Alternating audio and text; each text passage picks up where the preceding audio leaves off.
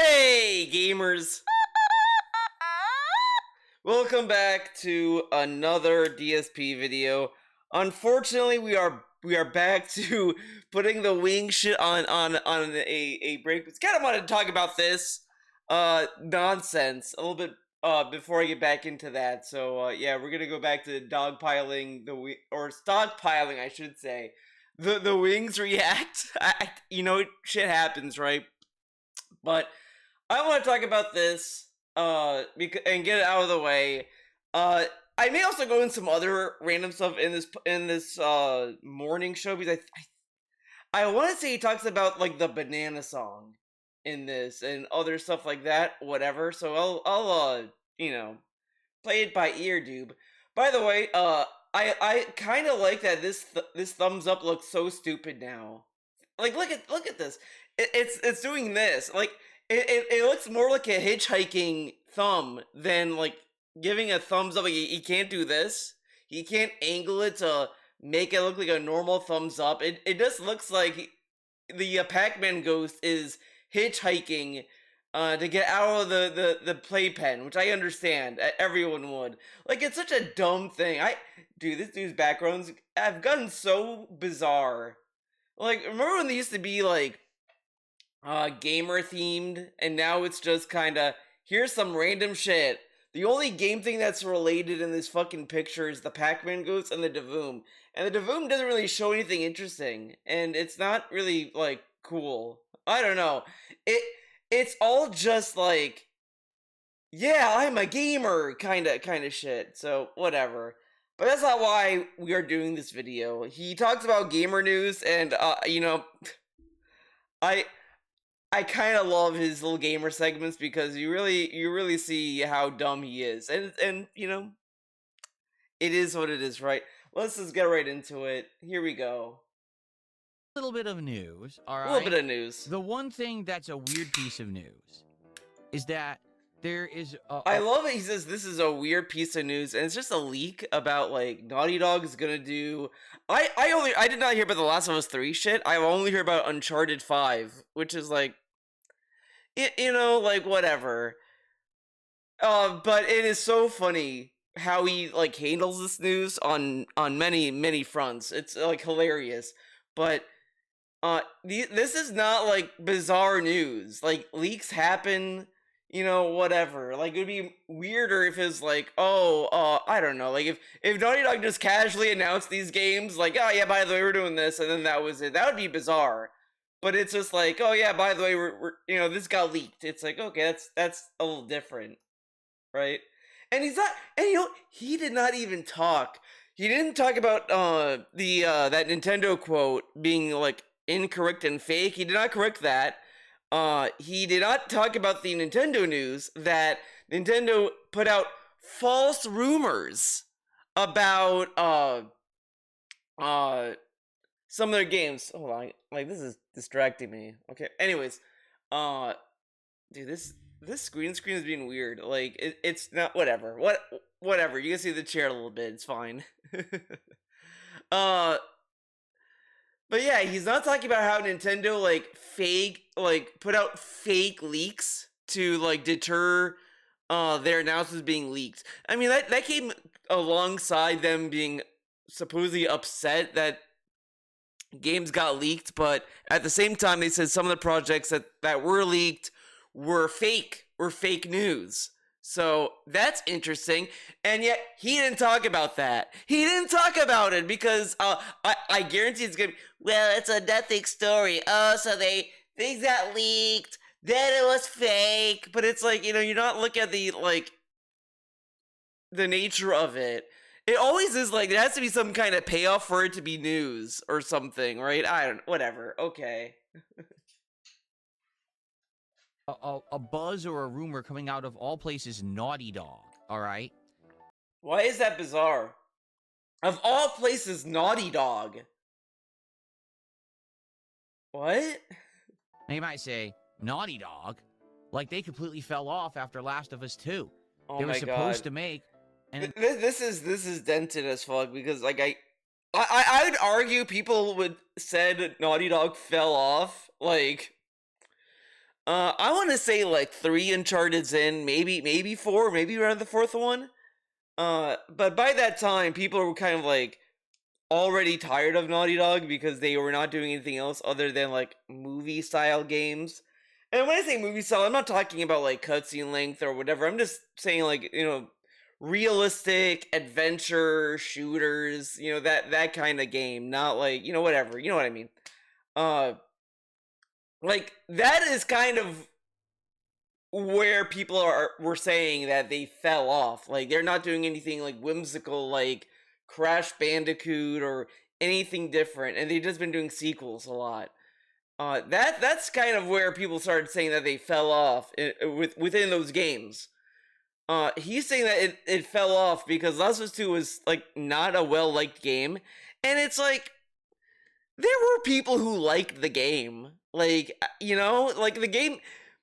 You say what you will about Last of Us 2, but I can't really say the game was like boring, gameplay wise or whatever. The story is all over the place, but it's like it is not like a terrible game, mechanically or like as it is. And I do feel a lot of the story is to a degree overhated. I do think people are gonna either like come around to it. Not like, oh, I love the game now, the story's amazing, but more like, yeah, like it's just gonna be whatever. That's just my prediction. I just feel like people are just gonna like have this I don't care kind of attitude about this. The multiplayer thing, I kind of feel with this. He's gonna talk about it a little bit more that uh no no one cared. Like it's a bummer, but I kind of feel like no one like cared to like, oh my god, they canceled it. Like I think people were just kind of like, okay, like because first off, the multiplayer mode was just fun in Last of Us 1, but I mean, let's be real. Did anyone really like live or die by that mode? Not really. Uh Last of Us 2 did say it was gonna have it, then they delayed it, then they didn't do it, and it's like, okay, whatever. And no one cared because they liked the game for the story, right? Uh the multiplayer like standalone game that was coming out was very obvious that it was gonna be a live service game. Like you would have to be very naive to think it was not going to be a live service game at like by that point. So when it got announced that it was canceled, I kind of think it was a good thing because that was around the time where Sony was losing a lot of like money doing this shit, and a lot of people were not happy with it. So I would say it was for the better that they just dropped it because I guarantee you, if they released that game and Disney played it, they should not have released it. This game is terrible. So like come on. But whatever. I'll probably repeat myself in a bit. An entire multiplayer game based around The Last of Us that got canceled. They're supposedly making this intergalactic game, but where is it? We have no idea, and there's no information about when it's coming out yet. Yeah, all they said is that it's going to take a while for that game to come out, which is like, that's just game development right now. Like, it is funny. I feel like DSP is the only person to, like, not to be confused as to why there's, like, long, like, periods of time of no information on games that were announced, like, 10 years ago or 5 years ago, whatever. Like, everyone understands it's, like, a lot of R&D. Games are very expensive. They can't really show a lot. All this stuff. Like, everyone understands that this is just the industry now. And DSP still is the only one that's like, what? Why haven't we heard anything? Like it's kind of like he's like the Internet Explorer of gamers. Like it's taking him a while to catch up to what we understand. By the time he understands that, we're gonna be onto something else that's gonna be a problem. We're gonna get to a whole other thing by the time he catches up. And it looks woke. So it looks woke. Oh my god, dude. See, when I heard this, I was like, okay, how does intergalactic look woke? Okay, there's a woman, and she doesn't have long hair. She doesn't have normalized hair, guys. and she drinks out of a straw funny. super woke. Like this guy, like he goes off of these Twitter fucking not this Twitter nonsense of like, guys, this game is woke. Look, guys, she does a facial expression that's very woke to me. It's activating the woke side, and it's just like, like whatever. A lot of people are most likely saying it's gonna be woke because they're basing it off of like Last of Us 2 or whatever they want to base this bullshit on. But like these are like nothing statements, and I don't think there's any value if you're a guy that's now like, because he claims he's not these like culture war grifter people, that there's no value in reiterating that as a thing that you think about the game, right? Like I don't think the game is woke. I don't know much about the game. I like the style of the game. I like the technology that's like this retro like stuff is very like Alien. Think Alien, guys. And it's like I kind of like the style of the game. Like, but that's as far as the teaser gave me, and that's as much as I could think about it. So like that's like how I would talk about this game. I think it's called Intergalactic, whatever. And for, like some stuff we've heard about, because I think it deals with like cults and like that. I'm always interested in cults. I think it's like a very interesting thing to look be it in documentaries, movies, whatever. So it's like, okay, like this is kind of interesting. I'm kind of like intrigued a little bit on where this is gonna go.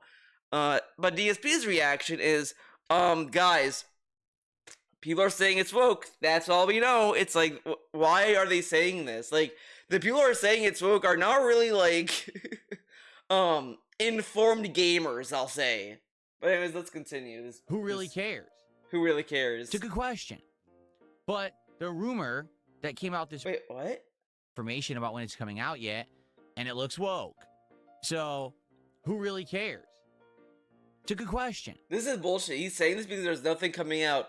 I guarantee you, if they come, oh my god, dude, Intergalactic is gonna be one of two things for the DSP gaming universe. the DSP gaming cinematic universe. It will either be a game he's gonna act like it's Cyberpunk. He'll play it day one, but he will like be so petty about like let's say she says girl power, like in one scene, one little scene she says girl power.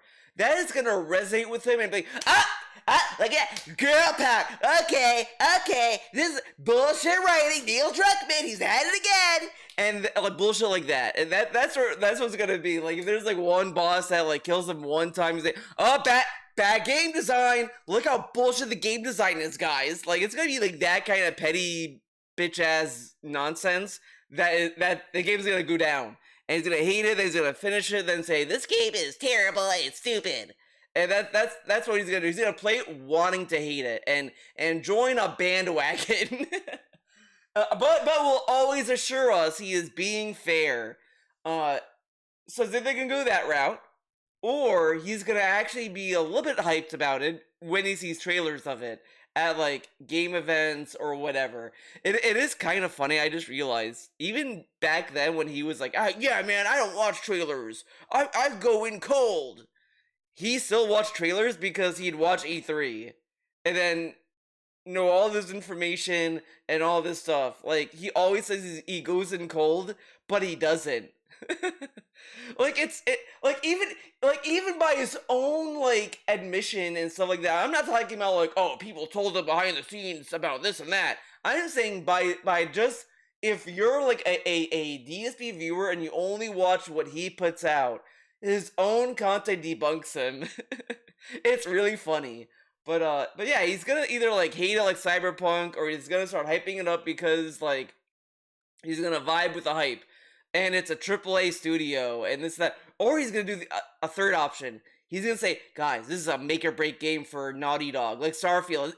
It actually might get the Starfield treatment to a degree. But he's gonna say, guys, if this game sucks, that's it from Naughty Dog. They're gonna close their business, and Sony's gonna take them out, and all this other shit. Then if it's good, everyone's gonna love him, and they're gonna be back on top, like that. Like he's gonna act like that. He's gonna say, guys, this is a make or break game for Neil Druckster." But the rumor that came out this morning about Naughty Dog is that they have decided to actually make a Last of Us Part 3? Firstly, you have to wonder. It is kind of funny though, because they said this before actually, but they said like, oh, it's probably gonna be like a whiles out, like ways out, but he has one more in him to tell about the in that universe or whatever the fuck. Like he did say that there is a possibility for a third game, just not right now. So it's like him saying like, guys, they're saying they're gonna do Last of Us 3 is like not startling news, but this is like pre-production. Like it's like a nothing statement right now until like we move a little bit forward, right? Until like intergalactic, whatever the fuck. Once that game comes out, we may get more rumblings about Last of Us 3, but right now it's like this is like Kojima saying, "Yeah, I got plans for MGS6. I have an idea," and then but he can't make one, so he's not gonna make one, right? Like it's like that shit. It's like that bullshit. Like there was like an interview with Kojima years and years and years ago where he was talking about like a zombie game he wanted to make, and it's like that is just like him just saying, "I have this idea for a zombie game," but he never made it. What would it be about? What would the lesson? This is a dumb statement to make for many reasons. Like people said this about Last of Us 2 as well. Like, what would it be about? Last of Us 1 ended pretty conclusively. Then they made a second game. Like there could be another story. Like there's like so many seasons of The Walking Dead. There's so many volumes of The Walking Dead comic. There's so many like stuff with zombies in them. Like dude, there's like 9 Resident Evil games. Yeah, they're gonna stop at 9. There's not gonna be Resident Evil 10, guys. Like, where can they go, right? They're gonna go to space. Resident Evil 10, they're gonna go to space. Like, this is such a dumb statement. Because they could make another game. You just have to, like, find a story you want to tell. But here's the deal. It's gonna be an issue with DSP. Normal people, not so much. But, it usually a lot of zombie games or zombie media, whatever, they kind of focus on a human drama, and the zombies are kind of like the backdrop. Like it's like, hey, this is a fallen civilization, and like look, what's going on here. Like think 30 days, not 30 days, 28 days, 28 days, 28 weeks, 28 years, part 1, 28 years, part 2, and then they're going to do 28 years, part 3. These are a lot of movies. They all have different stories. And they work. They work on their own, except for 28 weeks. That movie kind of sucked. I used to like that movie. I hated it now. I hate it now. I'm a hater. But I like the 28 years movies, part 1 and 2. Yeah, I'm gonna stand for part 2. Yeah, deal with it. Anyways, there could be other stuff. It's just he's not gonna like it because why are we doing human drama? They're zombies, zombies. But he's not gonna understand that like the human drama is like part of it. Like that's the whole allure of zombies, and he doesn't get it because he's a very superficial kind of guy. He likes the spectacle of like horror movies, the spectacle of supernatural shit. Like that's why he likes Life is Strange. He likes the spectacle that Max can rewind time. Like every time he talks about Life is Strange and why he likes the first game, it's always it's a murder mystery, and then you have these powers to go back in time and all this shit. It's like, okay, like that's why you like it. I mean, nothing else. There's nothing else in Life is Strange that's interesting to you. Just that you could go back in time. Like he liked Persona 4 because it was like Twin Peaks because weird shit's happening. He likes the spectacle of Persona. Like there's nothing material in what he likes. He just likes the spectacle of stuff. When games start to move away from the spectacle, he's like, what's the point? This is stupid. The continuation of the plot line of Ellie and Abby going their separate ways? Maybe. Not sure. All right. But the thing is, since The Last of Us 2 released, things have changed.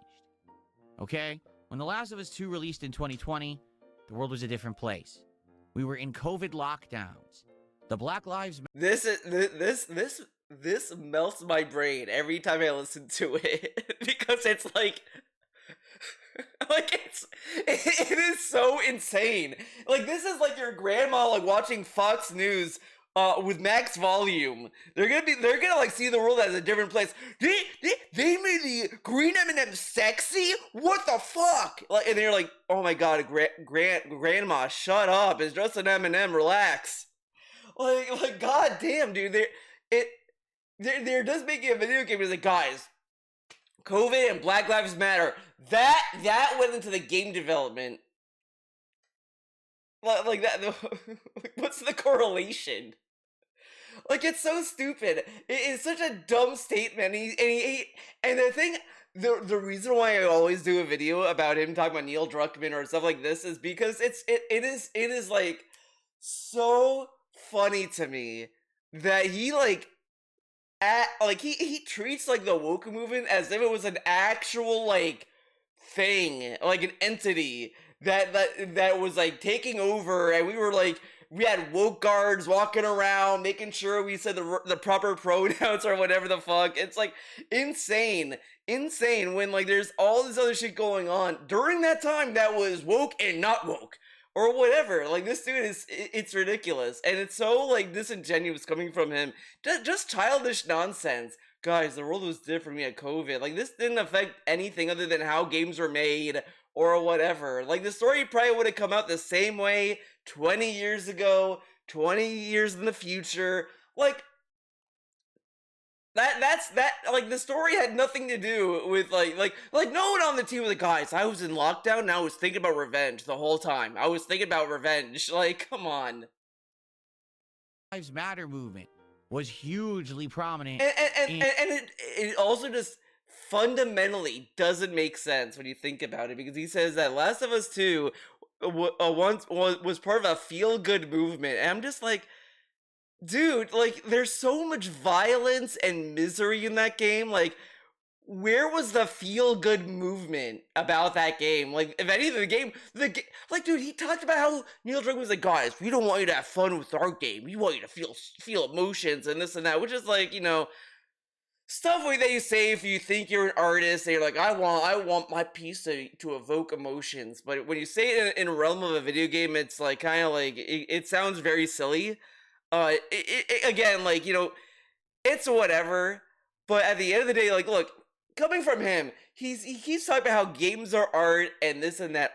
If that's true, if you think that, right, art does sometimes make you feel uncomfortable. Like that's kind of the experience sometimes. Like some of the emotions you feel that are not comforting feelings is part of the point. But he keeps saying like, "Oh, I'm stressed every day. Why would I turn on a game and then feel stressed about this?" It's like, dude, there's like a whole thing that you're not like picking up on if you're not like gonna engage with that. Meanwhile, he's playing fucking sim games. Like, shut the fuck up. Like, it's this nonsense from coming from him. It's like just a nothing statement that is always funny to me, and it always makes me laugh on the inside. In social media and human culture, okay? Lots of things have been pushed to the liberal front, but it's now 2026, and in the last 6 years, there has been a polarizing pendulum shift from the left all the way to the right. This is dumb because like you can't assume that just because like either like Disney or whatever may want to placate Trump or conservatives or whatever, like that doesn't mean that people with woke mindsets or people who want to tell a story about a trans character or whatever, they're not gonna go away and never come back and make anything during this time. They're gonna either self-publish, be indie developers and publish on their own, or they are well connected with the studio and they may just like, you know, take the hit for them in some cases, very exclusive cases. But like, you know, it's hard to tell. I kind of think it's you can't really predict how studios are gonna act. But there is a lot of instances where there's a lot of like fighting corporate nonsense to get what they want. Like it was the same thing with The Legend of Korra. Like they had to argue with the studio to have Korra be a girl. Like they had to argue that and say like, no, it's fine, eat it. And then there was a Pixar movie that was like rejected by Disney because it focused on two girls and like how can boys relate to girls? Meanwhile, we could have games. We could have movies about toys, monsters, whatever. But we have a movie about two girls. I don't know about that one, guys. Like, you have shit like this going on all the time. And I don't think this is something that would happen because Trump's in power or whatever. It's just a bunch of old fucks in CEO corporate positions that will make whatever, like, thing that they think they know. Like, they think that live service games are easy money makers and we should keep doing this and that. And he knows that. He says this all the time. Guys, these corporate makes terrible decisions, but he doesn't believe it. He just says it because someone on Twitter said it, or just enough people say it, so he can say it with conviction because someone else can validate what he's saying. Like, that's really all it is. Right.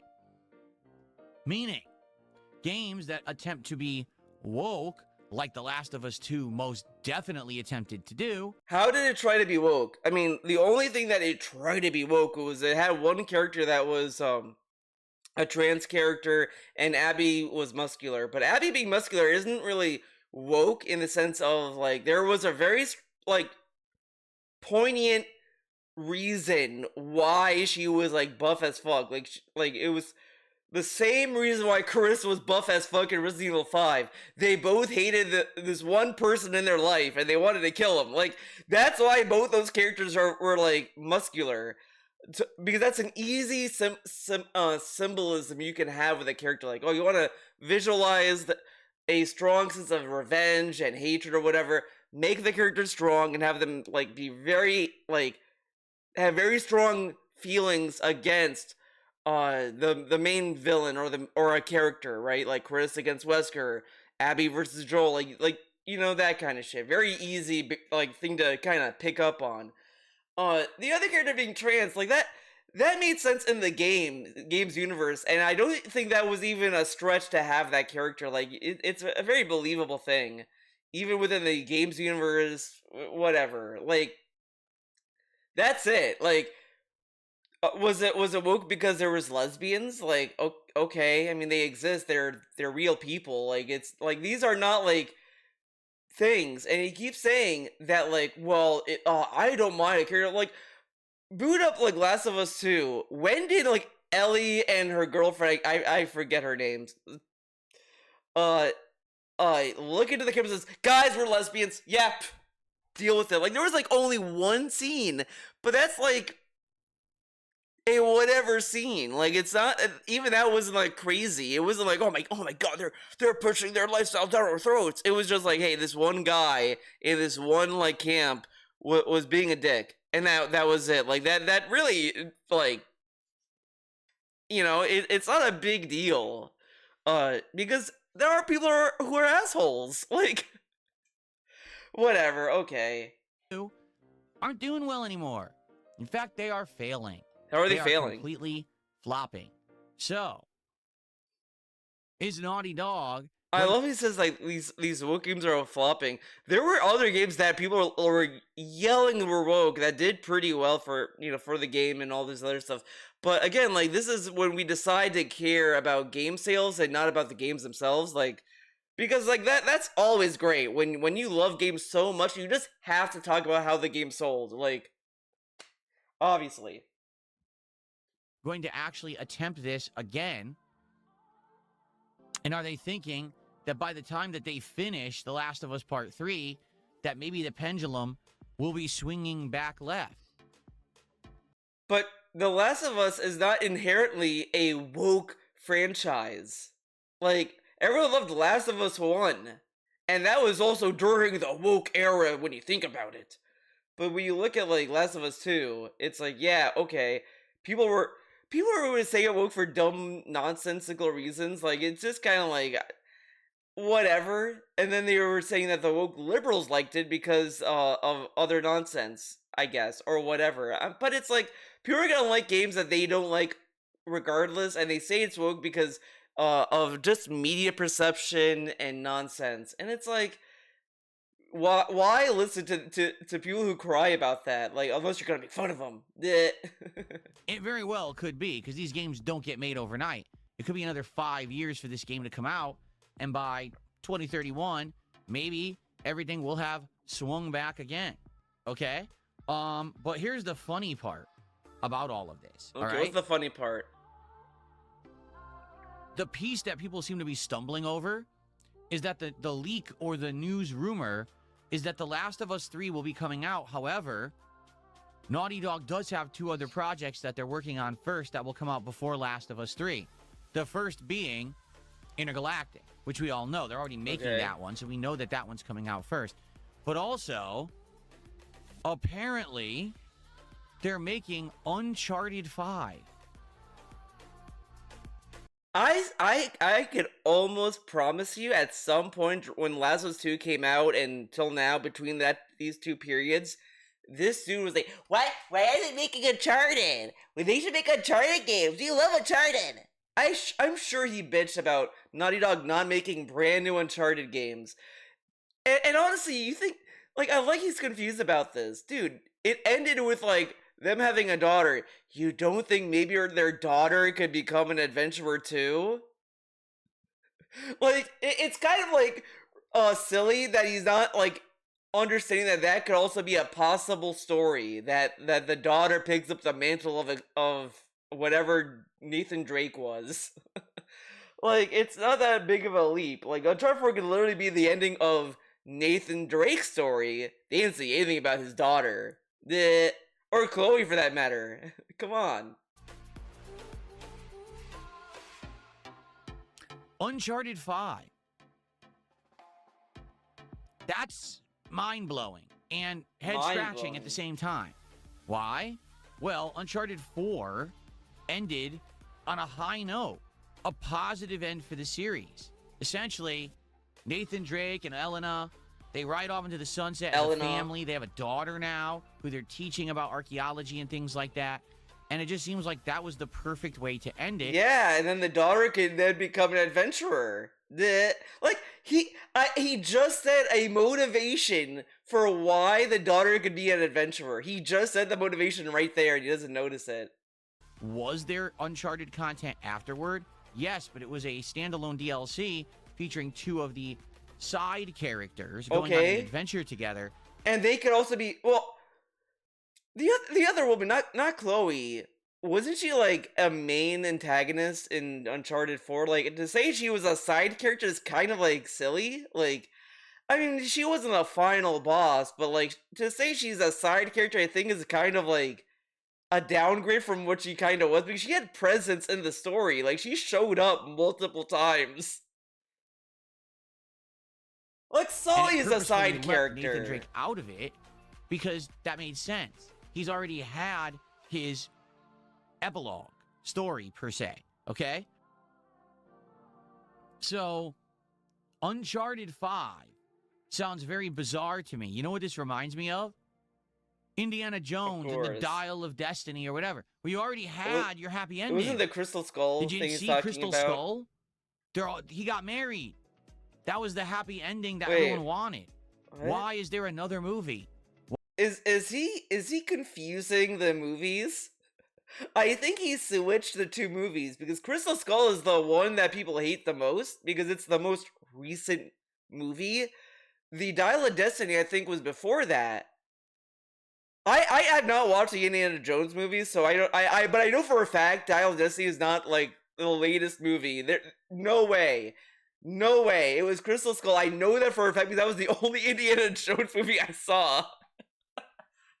I'm sure Indiana Jones fans are ripping their hair out, but that was the only one I saw. And I think I was probably at the time, I was probably the only one that liked the movie. And then I came to hate it too, like everyone else. But I didn't see the other movies. But I know Dial of Destiny is like the 3rd movie, because I think the second one was the Temple of Doom, and then the first one was just Indiana Jones, and the second one was Temple of Doom, then Dial of Destiny, then it was Crystal Skull. I think that's the order. And I think he got it confused, because I don't think Crystal Skull ended with a wedding. because they had a son, and the son was Shia LaBeouf in Crystal Skull. And everyone loved Shia LaBeouf's character. Nobody complained about that at all. Everyone loved him. Why are And you I like the ruining scene where he tells Indiana, "Indy, don't let your dreams be dreams." And then Indy said, "Thanks, son. Now watch this." the story and the lore of this character? What is going on? Okay? But even more confusing What's going on? about all of this is that all of this news is not in line with what actually has been going on with Neil Druckmann and what What? he's been saying in recent years. Allow me. Dude, Neil Druckmann even said he was going to do Last of Us 3. Like, this is also a mischaracterization of what he said. Like, again, I feel like I would have to go back and find it, but he's gonna bring up, like, the whole burnout thing, but I think he was only talking about, like, working on the same thing over and over, and just, like, a momentary feeling, because he was saying, like, I was feeling burnt out, someone else on the show was, like, there to cheer me up, or whatever the fuck, something like that. But these are, like, nothing statements in the grand scheme of things. Like, at the end of the day, he has to pay the bills, dude. He has to be employed. Come on. Allow me to explain. So 2-3 years ago, The Last of Us Season 1 released on HBO Max, and it was critically acclaimed. It blew up in popularity. Everyone was talking about it. Oh my God. What Oh a my great God. adaptation of a game into a television show, you know, shaking the industry. Wow, they finally made a good video game TV show for the first time ever. Shaking right? the industry. Now, in reality, let's be honest here. Let's The be reason that honest. The Last of Us Season 1 was good is because it was based on The Last of Us Part 1, the first game. You know, Whoa. the one Neil Druckmann didn't write. That's why it was. Like, there is drama with that, I think. But at the same time, like, Neil Druckmann did work for the company even, like, before Last of Us 1. So, like, he could have had a hand in the writing. You could say that a lot of the good stuff is from, like, Amy Hennig or whatever. Like, whatever. Like, a lot of people work there, and he keeps acting as if it's, like, nobody's allowed to make a bad story. Like, yeah, everyone loved everything George Lucas made, right? Everything he made was great. No one hated any of the It was of his good. other stuff And to be he honest, made. every single time that Druckmann put his fingers into the plot and changed it for the show, i.e., the entire episode that was about. Again, he's talking about the show and he's saying, like, oh, Neil Druckmann, look what he did. But there's other people who worked on the show that were writers and all this other stuff. Like, what about those people? Like, and I understand, like, you know, there's only one guy calling the shots or whatever, but, like, you know, it's still a collaborative effort, and it's whatever. And also, when you're adapting a game to a show, things do have to change. Not everything can carry over into a show very well. And also, who cares? Like, just play the game if you don't like it, right? About the guy who was a side character for one chapter now having an entire episode about his gay relationship with another guy that he met in. By the way, DSP defended this episode. He liked this episode. I thought it was fine. I didn't care one way or the other. I just thought that they didn't need to kill him. Because he was there in the game. And here it's like, well, he died. I think he said that he died with his lover or whatever. And it's like, why? Like, he didn't need to do that. And this is like borderline a trope in media where it's like, hey, we can have gay characters, but they're just gonna die or be written out of the show pretty quickly. Like, it happened in the latest, like, Voltron cartoon did that same thing. They had a character that was gay. They said the partner died in a sad accident or whatever. And it's like, this is a ongoing trope that a lot of shows have so that they don't, like, piss off the executives, I guess. I don't know. But it's a ongoing trope that a lot of people think is bullshit. And they did that with this, and it's like, why? You could just have kept Bill alive, right? Like, but whatever. In this zombie apocalypse and how they survived until finally one of them died and he was the survivor later on. It has nothing to do whatsoever. Wow, he forgot, like, he ended up dying in the show. He wasn't there, whatever. With the plot of The Last of Okay. Us. And he decided to interject that again into the show. But it was like, had nothing to do with the plot. Like the character was a friend of Joel's, and like wouldn't Joel care about where Bill went or what happened to Bill and all this other shit? Like there is some kind of relevance to this, and also it's just the general like theme of like loss and like what is usually in a zombie apocalypse story, right? Like this is not like a crazy thing to show. His woke vibes and his leftist agendas, okay? That stuff didn't Woke really vibes. shine as well because it didn't make sense.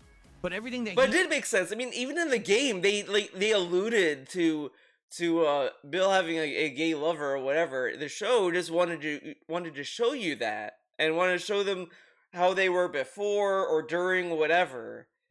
Like whatever. Like so, because the other thing sometimes like some developers or whatever, or people who are adapting something, they may want to take the time to show, because it's like, hey, we could actually delve more into this. Like we didn't delve into the game because they didn't need it, but we can do that with the show because there's a little bit more like room for this. Like you can like do a flashback episode, you could do this, like some of the stuff that they added. Like I like he's focusing on the gay episode a lot, but he didn't say anything about like the episode that showed like what, like was it like a hearing or something, like they had some government hearing about the virus or whatever. I thought that was interesting, but he didn't say that at all. He didn't talk about that part at all. That stuff that wasn't even in the game.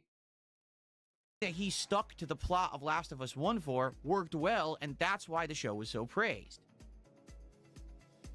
So, basically, after that first season released, he went into overdrive trying to produce and make The Last of Us Season 2. He went into overdrive. Like you realize HBO also like would want a second season for the show that gave him a lot of attention, right? Like I like how he thinks that Neil Druckmann was like, okay, guys, let's do season 2 right now, even though like the network would have to still approve it, and they gave him the season, whatever. Like this is very straightforward. And when he did that, he basically lost focus on game development. And in fact, during interviews at this time frame, he had said, I think basically this next game that I'm going to make is my last one. I'm feeling burnt out on games. I don't really want to make games anymore. I think I want to be like a media guy. I want to make shows and movies and things. This is silly. By the way, I just thought about this, right? So when they announced Uncharted 5, Last of Us 3, like he's saying like how this doesn't make sense because Neil Druckmann didn't want to make games anymore or whatever. But it could also be very true that Neil Druckmann may like not want to have like the same position, and then he may want to like do another position instead, or work on something else, whatever, and then have someone else direct those games. Like there are probably other people within Naughty Dog who are capable of directing a game. Like that usually happens sometimes, where they just kind of shuffle people around, or like, okay, we're gonna give you Uncharted 5, we'll let you do this. Neil Druckmann doesn't want to do it anymore, or whatever the fuck. Like there's all these things we won't know, because get this, the game ain't even out yet. We don't even have a trailer for Uncharted 5, and we're already like, what does this mean? And then like I like that. I also feel with Uncharted 2, not Uncharted 2, oh my god, Last of Us Season 2, he was like, Neil Druckmann should stick with games. So maybe that's what he's doing with these 2 games. He's sticking with games now. I don't know. Whatever. Things like that. He thought that because of the success of The Last of Us Season 1, that he was going to break into Hollywood as some kind of... This is so funny, because I'm just going to tell you right now, if DSP was in Neil's position, and DSP put out a successful Season 1, I guarantee you, DSP would feel exactly what he's accusing of Neil Druckmann of feeling. He would feel the same thing. He'd be like, yeah, I made this show, it was good. I mean, he kind of did that with Project 7 when you think about it.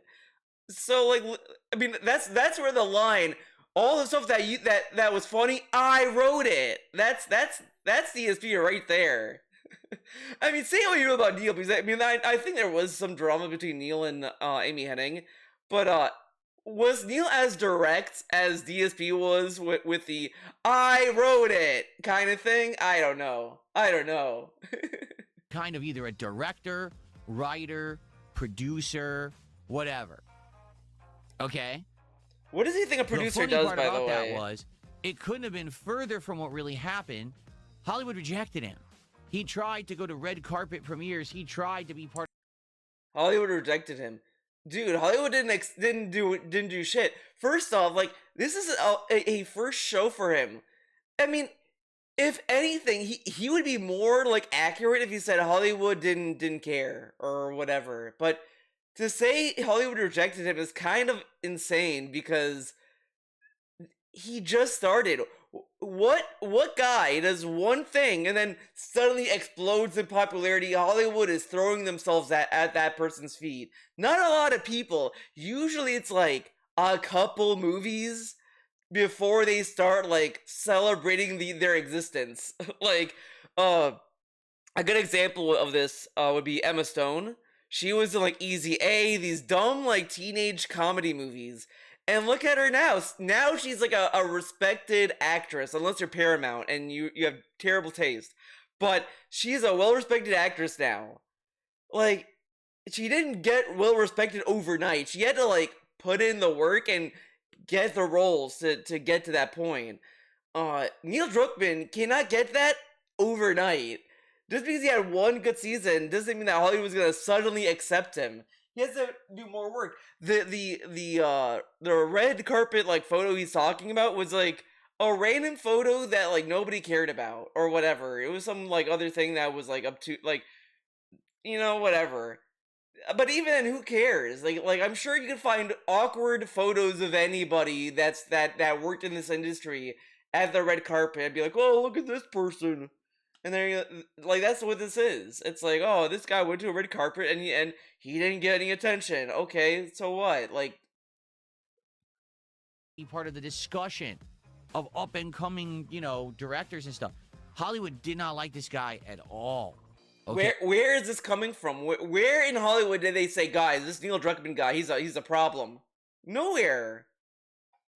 Nowhere did they say this. Like, if that was the case, they would not let him come back for season 2 of Last of Us. They would say, yeah, we'll greenlit, but we don't want Neil. Like, they would have just dropped him, I think. Okay, they shunned him. They How? did not want to associate him. They did not want to. Where did this happen? Where did this He's over dramatizing. Like, again, this is exactly what he says trolls do to him all the time. They over dramatize and hyperfixate. He's hyperfixating the fuck out of this one photo of Neil Druckmann and extrapolating all this drama from it. And it's like the photo, there's no malice there. He's acting as if like Neil Druckmann was like walking up to fucking Tarantino and these other directors like, hi guys, I did The Last of Us season 1. They're like, get the fuck away. Like, none of that even happened. Was there some kind of expose where like, guys, all these directors, Martin Scorsese, Yorgos Lanthimos, they all said they hate Neil and they want him out? Like, did this happen? Was there an open letter? Did they sign an open letter to bar Neil Druckmann from movies? Like, he's acting as if there was this huge movement to get him out of Hollywood. Nothing happened. Nobody even knows who this guy is because he made one show. Nobody will know who you are if you made one show. You think people knew who the fuck Vince Gilligan was when season 1 of Breaking Bad started? Season 1, episode 1. You think people gave a fuck what Vince Gilligan was about? They don't know who he is at the time. To hire him for any work or anything. Basically, same thing with Bryan Cranston. Same thing with Bryan Cranston. He got some notoriety with Malcolm in the Middle, that's for sure. That is very true.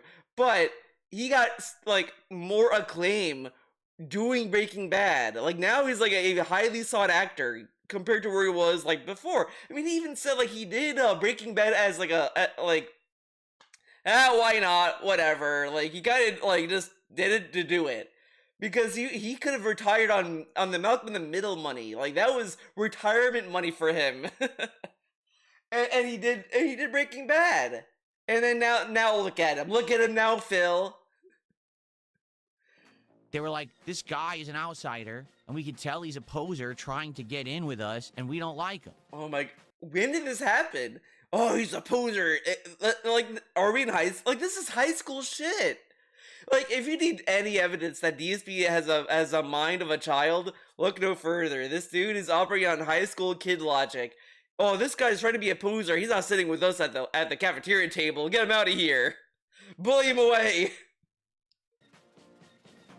So basically, what happened was 2-3 years, he's trying to break his foot into the industry, can't do it. So he just focuses on Last of Us 2. And in the meantime, he completely... What did he do? Like, he's saying as if he tried other shows that didn't get picked up.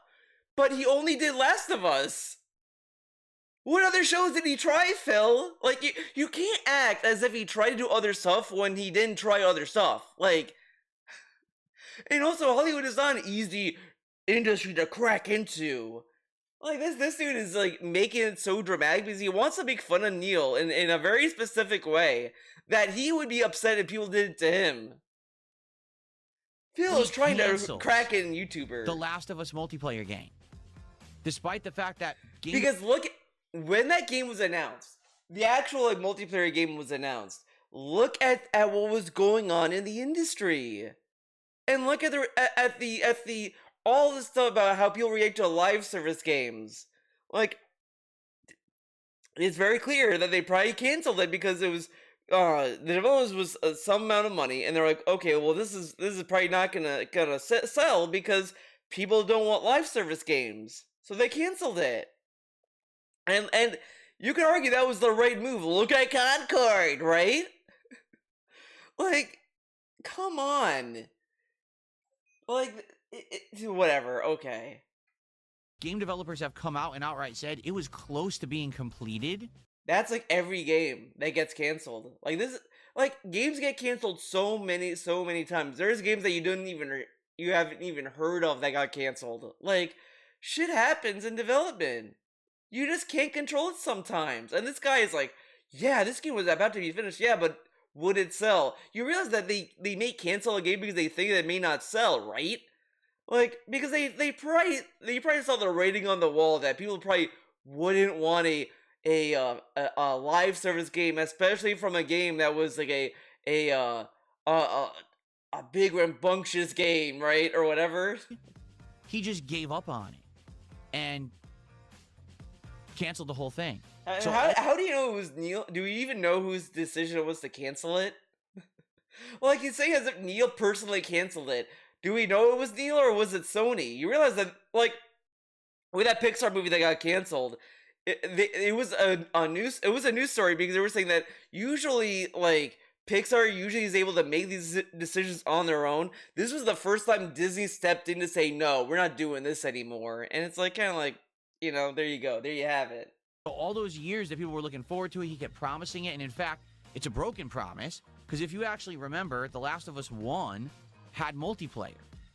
And when The Last of Us 2 was coming out, we were also promised it would have multiplayer.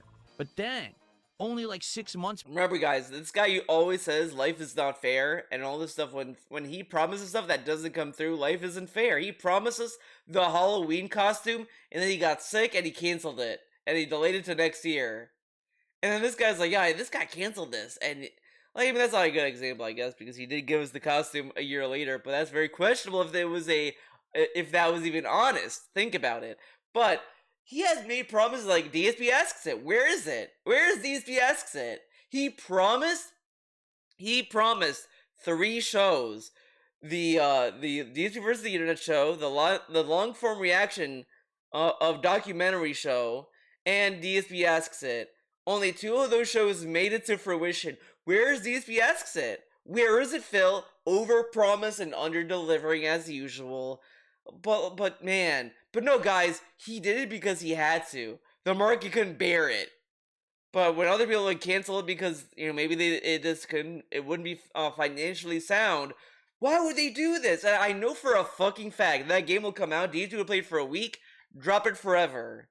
So, like, really, would it really be worth it to have this multiplayer mode that I don't think would have any legs, to be honest, as he would say? I don't think anyone would give a fuck. DSP is the only person who is personally upset by it, and it's like the funniest person to be upset by this. He wouldn't play it for more than a week. Like, he's acting as if he was gonna play this game like forever, like he was gonna be a Last of Us multiplayer streamer. Like, you weren't gonna play it for more than a week, maybe a month, if it was really good. Get out of here. Months before the release of the game, it was announced the multiplayer is being dropped.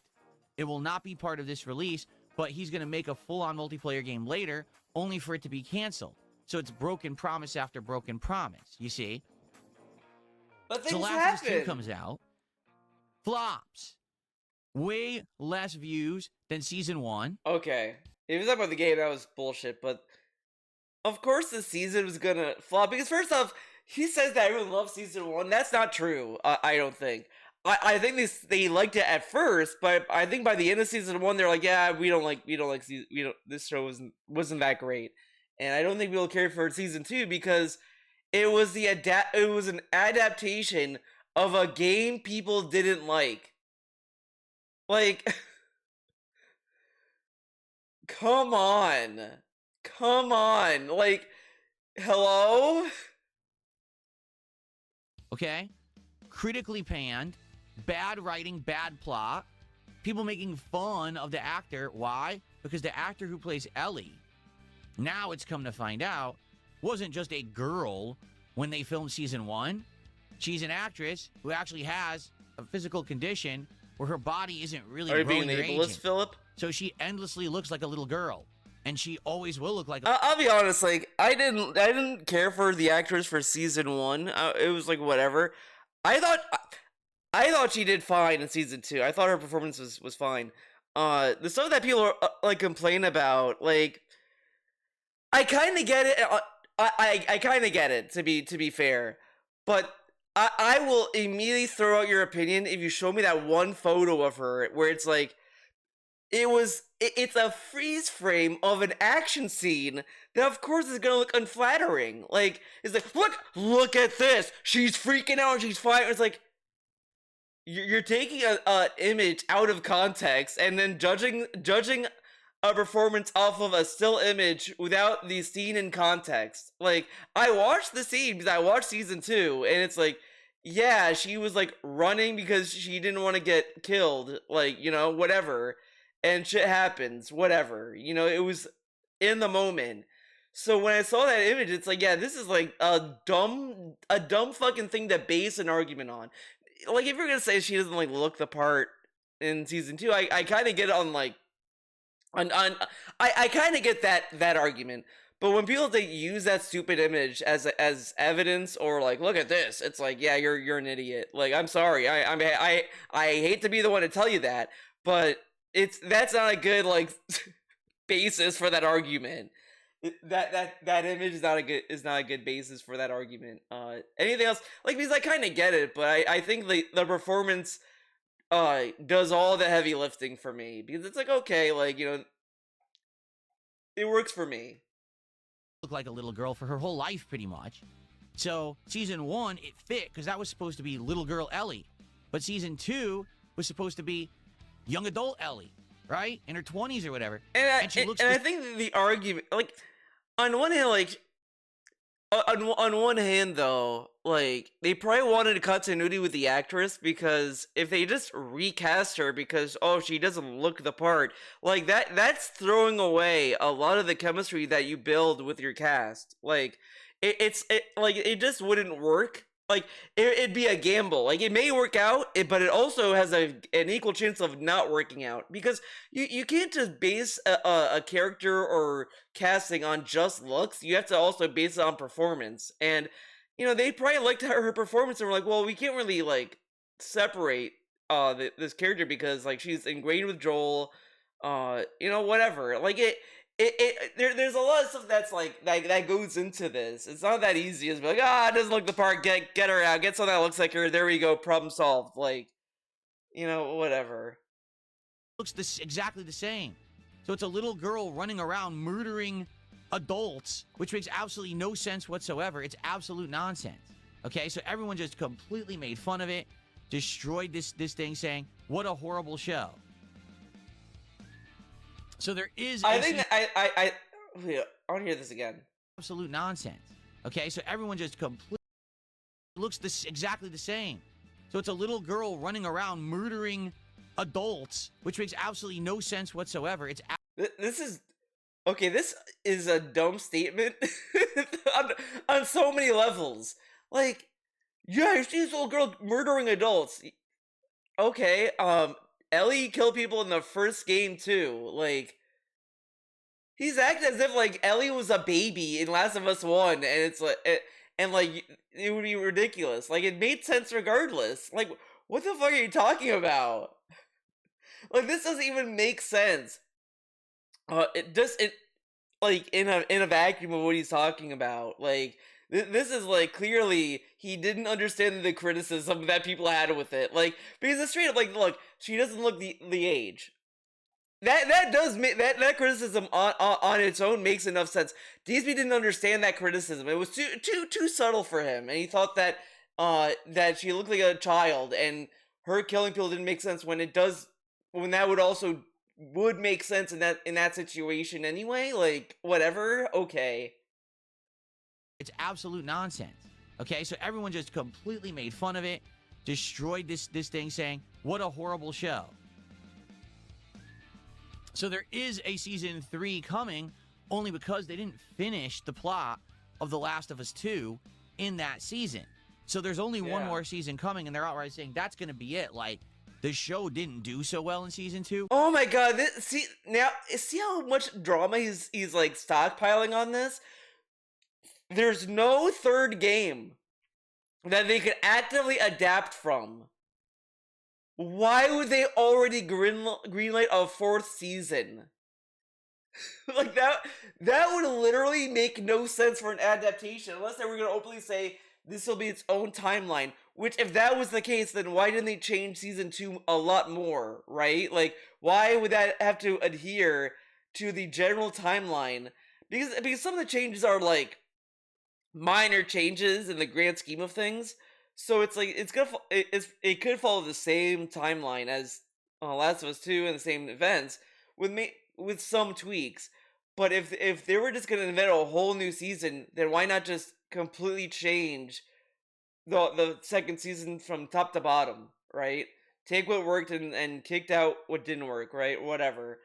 But like, this guy is just taking this situation of like, there's nothing else they can adapt from once they finish Last of Us 2, so I can now dog on it being a failure. It's like, no, dude, they're just not. Where are they gonna adapt?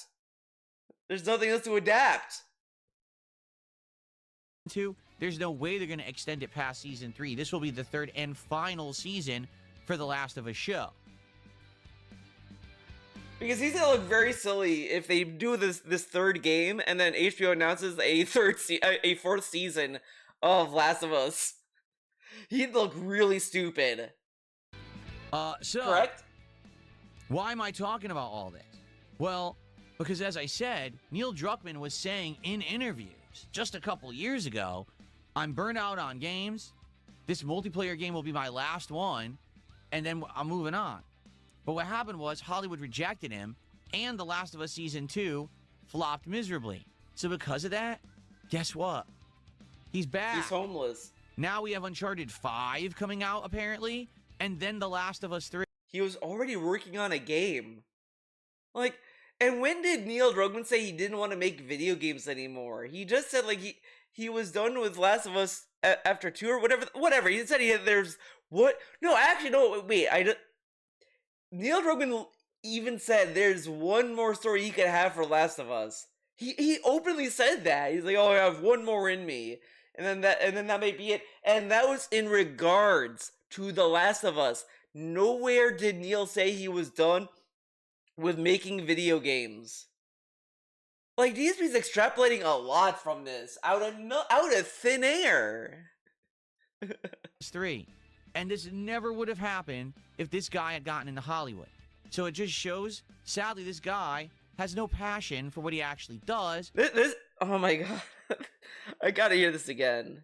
But Season 2 flopped miserably. Because, again, Neil Druckmann didn't try anything else. He didn't pitch any other show. Like, he's acting as if Neil went to HBO and says, hey guys, since I made Last of Us, can you greenlight this show I have? And they're like, get the fuck out of the office, dumb fuck. We only want you for Last of Us, and that's it. Get out.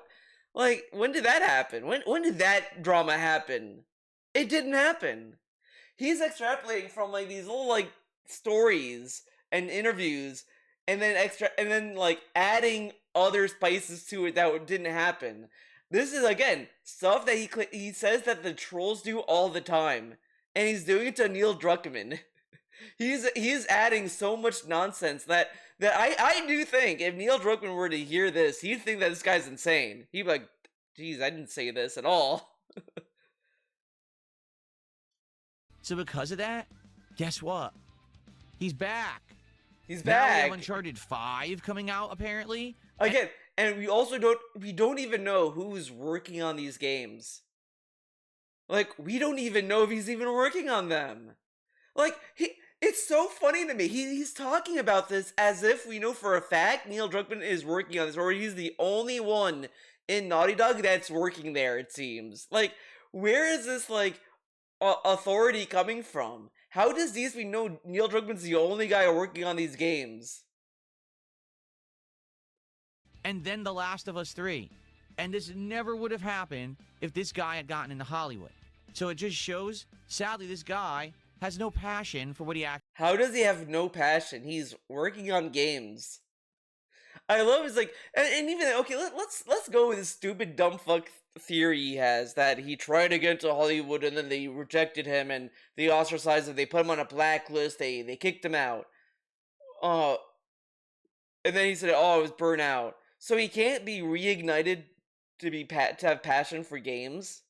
And even then, like, he also has to get it, like, work, right? Like, he's acting as if like Neil Druckmann is like there is I do believe a lot of people like think that these careers make millions. Like, oh, if you make a video game, you must be a millionaire or whatever. And it's like they don't make a lot of money. Same with like voice acting, unless you're a Hollywood star or whatever. Like, they don't make a lot of money, and people keep acting as if these people are like elites and they have like private yachts and like islands.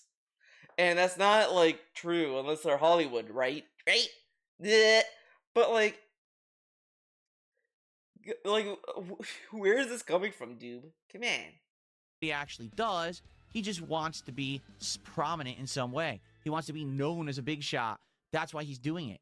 Yeah, that's Because why if he he's had doing it. passion, This is like you're a game director and you're directing games, and you're like, okay, I'm a little burnt out. I'm gonna like either like step back, do something else, whatever. And then like you come back and they're like, oh, well, I'm gonna be a game director again. You're doing this for the notoriety. You're not. And like he's inferring so much out of all these people that work in these industries because he's a 12-year-old. He's a 12-year-old at heart. Because like this is like shit that people always infer from people, and they may not even know if it's true, despite if it's true or not. He doesn't even know how Neil's thinking. He thinks that that's what Neil's thinking. He thinks that he's burnt out because, do you want to know why he thinks that? Because he would feel that way. he never I would mean, have. this is like saying, like, dude, think about it. Think about it this way. He is saying Neil was passionate at one point, then he tried something and failed, and now he went back doing the thing he did, and and that proves he doesn't have passion.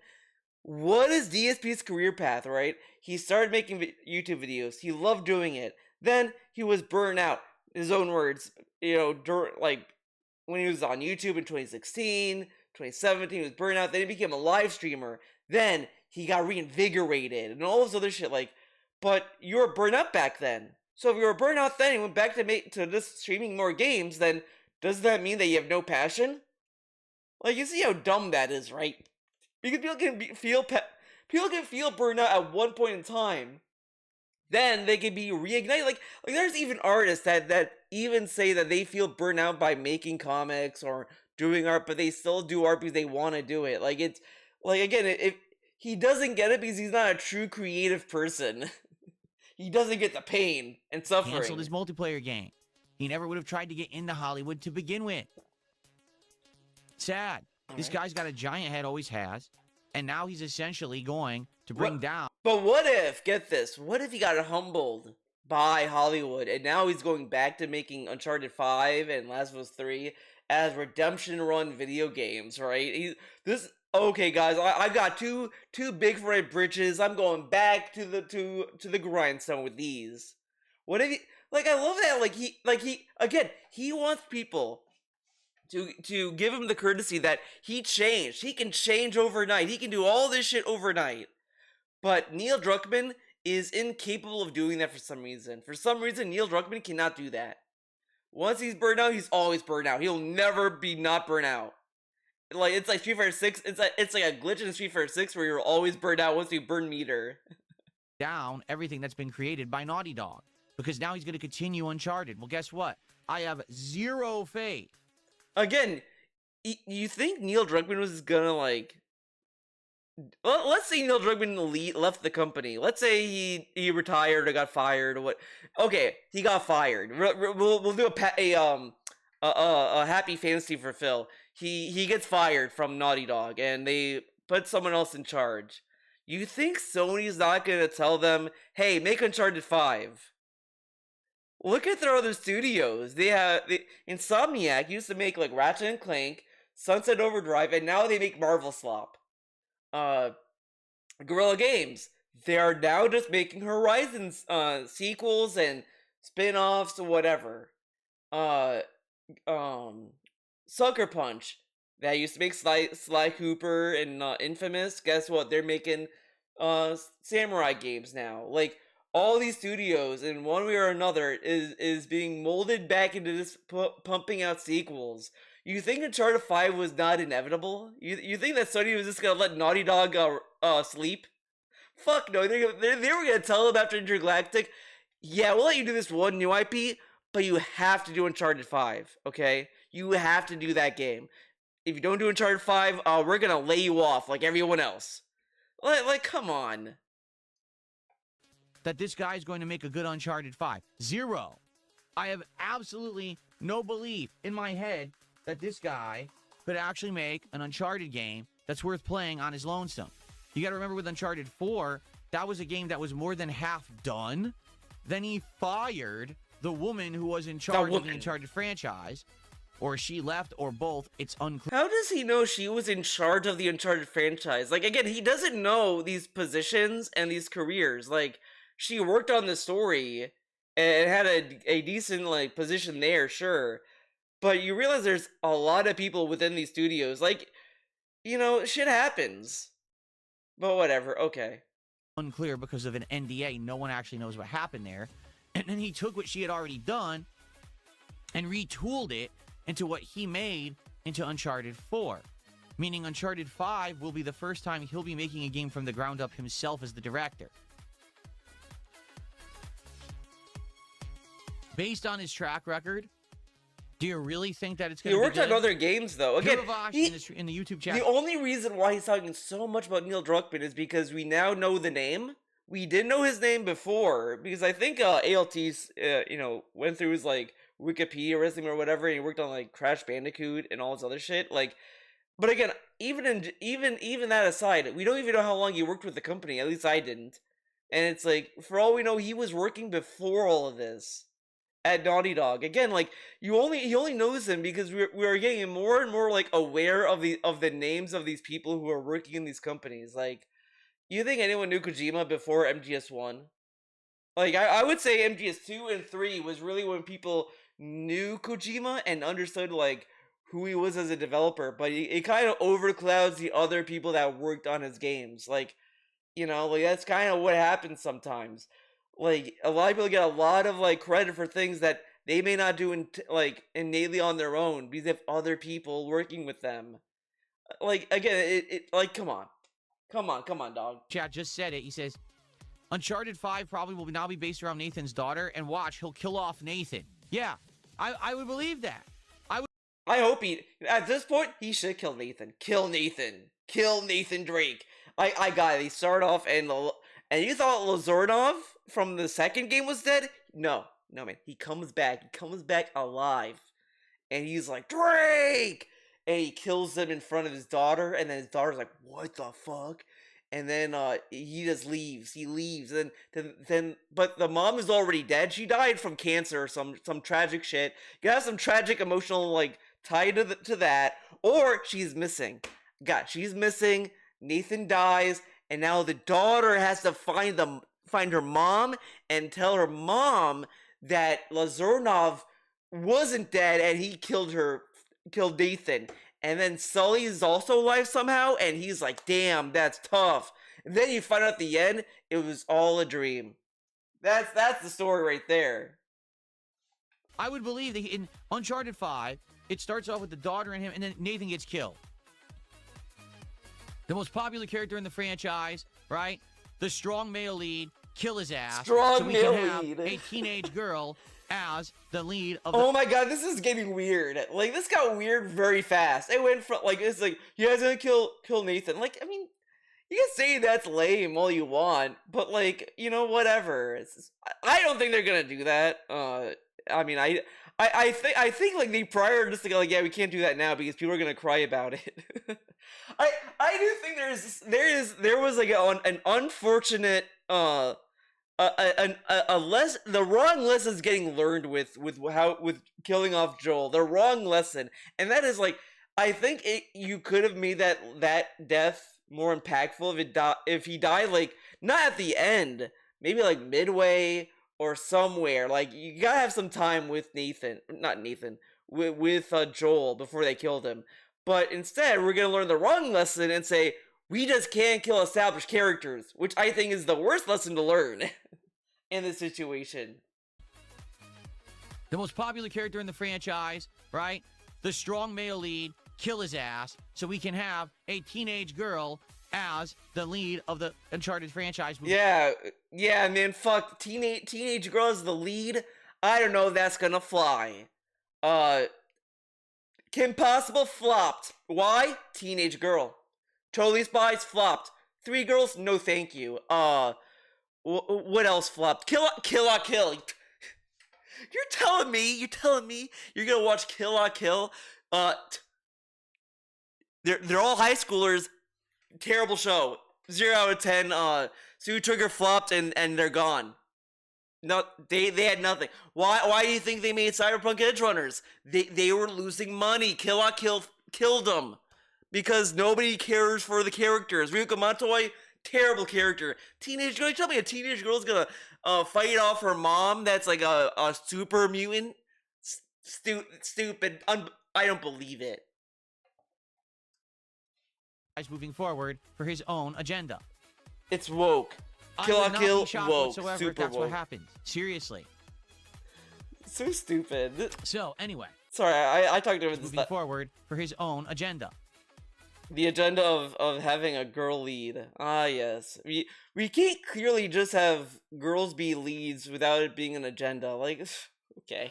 I would not be shocked whatsoever if that's what happens. Seriously. It's so lame because let's say he does it genuinely, and let's say it worked for the story, right? Because like that is the most basic conflict you can have. The main villain kills your family member. You want to seek revenge. Like, that's a very straightforward like conflict right there. And you can say, well, it's an agenda. How do you know it's an agenda?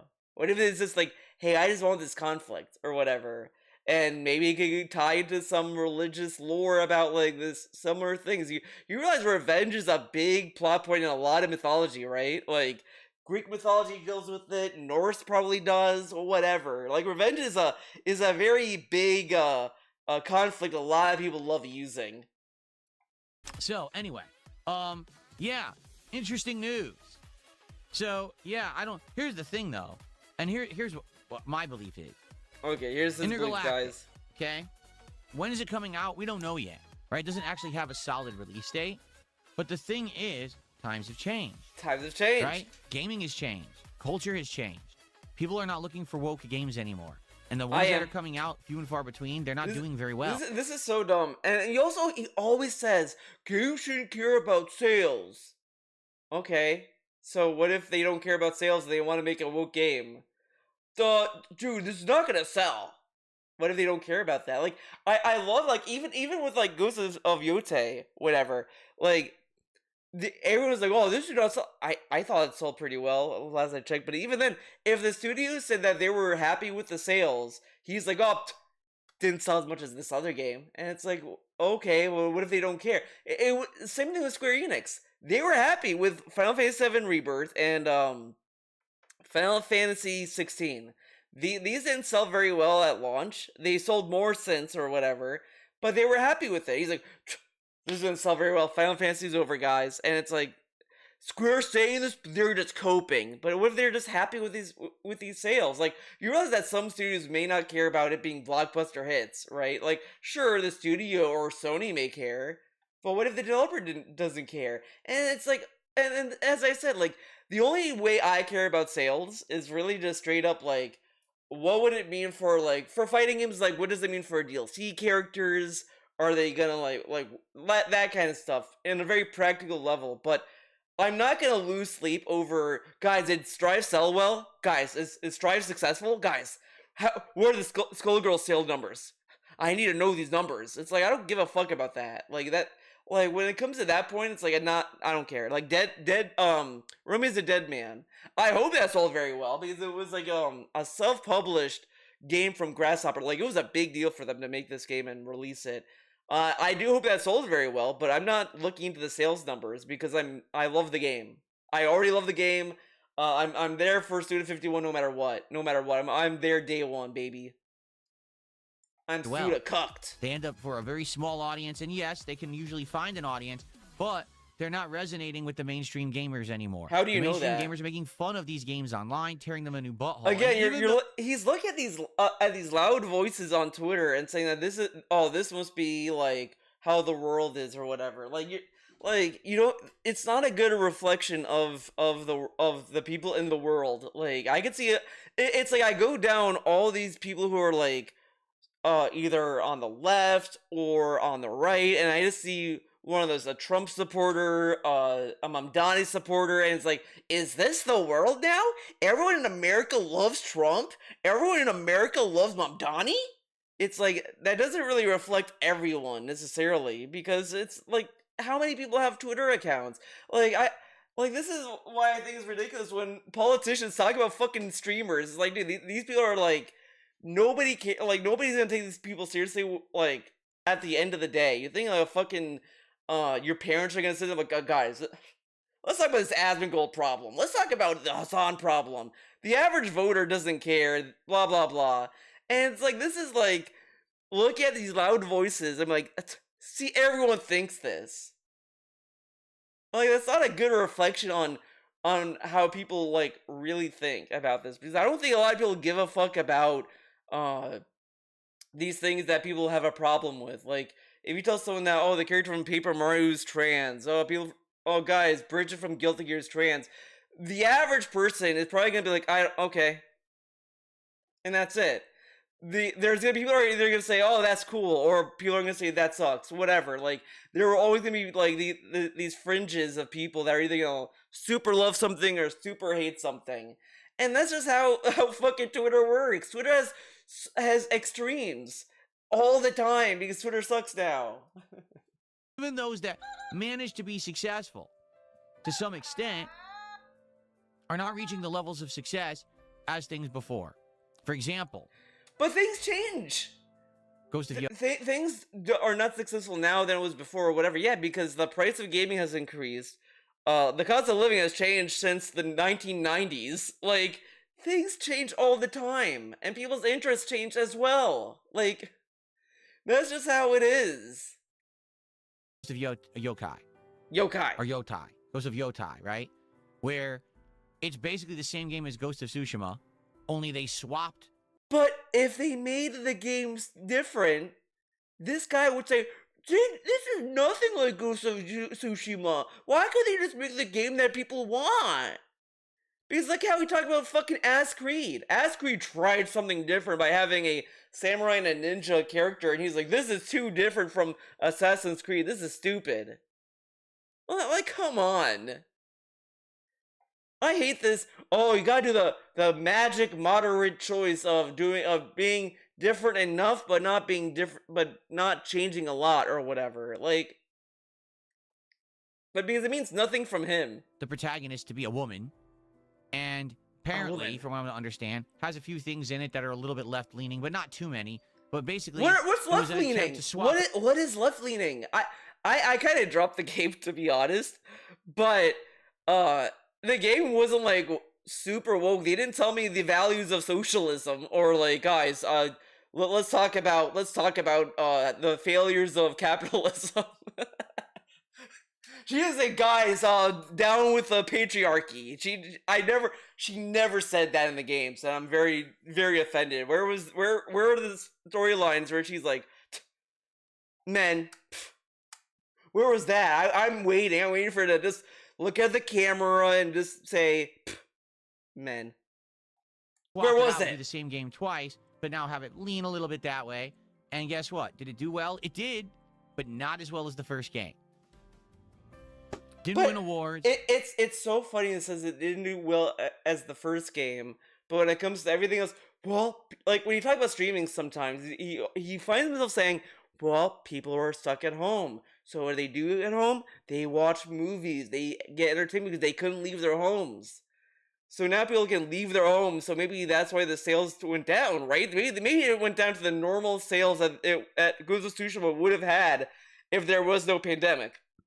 Right? Like, I love he says that about Last of Us 2. People were stuck at home and this and that. But Ghost of Tsushima, well, it's sold because it was good. Not in the discussion anymore. Swept under the rug as if it never existed. That's what's And then this like, you got swept under the rug bullshit. This bullshit. Because first off, he said even last year, there's so many good games this year, guys. I don't know what game to pick. And all this other shit. Like, maybe that's why nobody talked about this game. There were just other better, like, stronger games. Like, come on. It's like a coughing baby versus a hydrogen bomb situation. what's happening with these kind of games. So I'm curious what's going to happen when this intergalactic game comes out. I mean, they're putting all their eggs in one basket right now. They have nothing else happening. Like I said, the order is Intergalactic, Uncharted 5, Last of Us 3. Well, Yeah, okay. if Intergalactic doesn't do well, I wouldn't count on Uncharted 5 or Last of Us 3. No, actually, as I said before, if a new IP doesn't sell very well, they're gonna double down on sequels. Like that's what happens. Like if a new idea doesn't work, they will never do new ideas again, and they'll just keep making sequels. So we're gonna be seeing Uncharted 5, Uncharted 6, Last of Us 10. Like that's just what's probably gonna happen. They're probably just gonna double down on sequels until they get laid off. I'm just saying, like, they don't have anything going for them right now. The show has tanked, and they're only making a season 3, so it's But not a cliffhanger end. all these companies are making basically one game at a time anyway. Like, wouldn't it be worse for like? And he said like, "Oh, it's so bad. They're working on one game and they're working on another game. It's terrible." So wouldn't it be better for them to go in order or whatever? Like, okay. Ending with no true ending. And they already kicked him off the show. Something I forgot to mention here. They kicked him off the show. They literally kicked Neil Druckmann off the show and said, we don't want you making Last of Us TV show anymore because season 2 sucked. So Oh my god, done. did that even happen? As I said, I feel like what happened was that he just decided not to come back for season 3 or whatever for Last of Us, and that was it. And DSP extrapolated that, well, he got kicked off. This is just corporate speak for him getting kicked off. It's like, I mean, all these studios proudly announce that they're laying off employees, but this one guy, they're gonna be like, oh, we had little differences, and he decided to walk away. I mean, I don't know, whatever. And they got someone else finishing the show for him.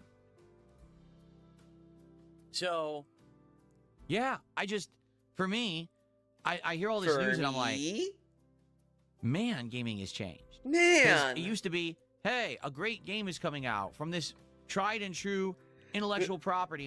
Like, it's so easy when you listen to DSP that it falls into the place of, oh, the games aren't for me. I grew out of these games, so that must mean gaming sucks. Like, it's kind of those kind of rants. It's very easy for him to fall into that little pitfall, because it's like, yeah, gaming has changed, but there's still good games out there. It's just he's so rigid in how he experiences games. He uses indie games to dog on AAA games and as filler games. Like it's just a nothing statement from him because he has no passion. He has no passion for any of these games that he's playing right now. Like, dude, you have to like convince him and sell him on the idea of getting DLC for RimWorld, a game he claims he liked. Like, you had to beg him to get DLC for that game. Like, it's ridiculous.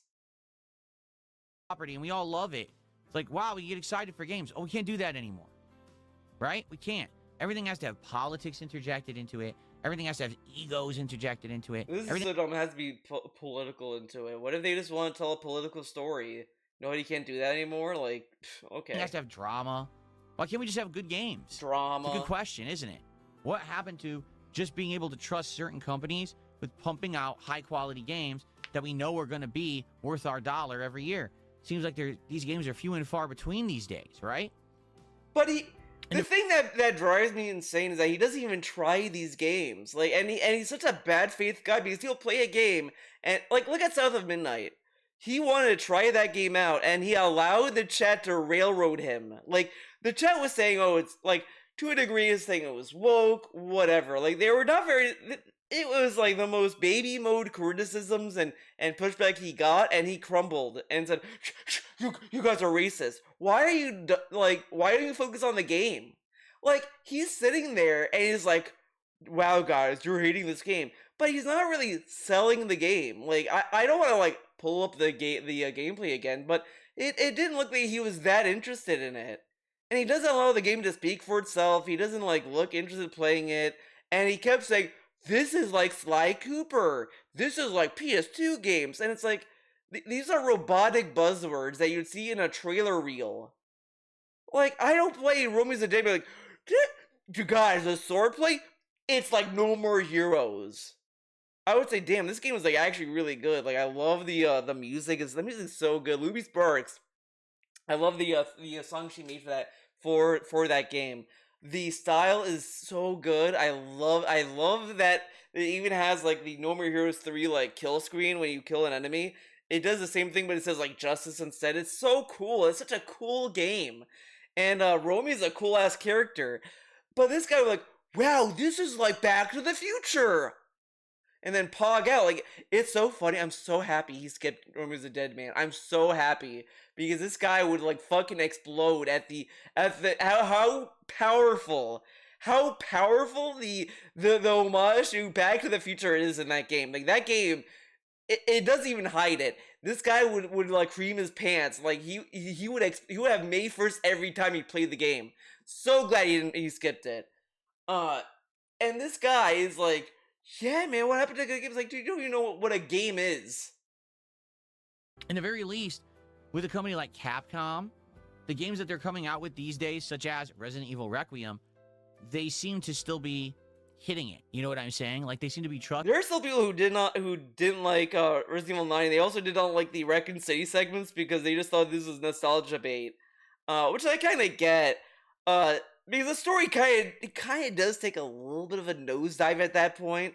I didn't think the story like kind of landed by the end. I like the game overall. I did a whole video about Resident Evil 9. I like Grace as a character. I hope they don't like forget her. This more games with Grace. The only thing I would say is maybe cut back on the gasping. You know what I'm saying? Like we don't like. It's fine here and there, but we don't need to hear it like every second. Trustworthy. But I think Capcom these days is the exception to the rule. For every Capcom, right? Is it? Load up Street Fighter. Every Street Fighter 6 ran. Capcom just wants to sell a flashy game. I mean, like Capcom did like come back from like the era where they had on-disc DLC and all this stuff. But they still have sneaky ways of monetizing their games in bullshit ways. I mean, just look at Resident Evil 4. Look at Resident Evil 2 Remake. You want the classic soundtrack? Pay for the DLC. Like someone even brought that up in Resident Evil 9. The music you heard when you go to the police precinct in RE9, you don't get that in Resident Evil 2 Remake at all. You had to buy the DLC for it. So it's very silly that it's like, oh yeah, do you remember this tune? Oh, what? You didn't buy the DLC? Like, it's just really silly. Right? We've got Bethesda, right? Or BioWare. Companies that used to pump out great games and now they're just pumping out schlock or crap. It's like, what happened? How the mighty have fallen. Just give me a good game. I used to be able to love everything they did, and now we can't do that anymore.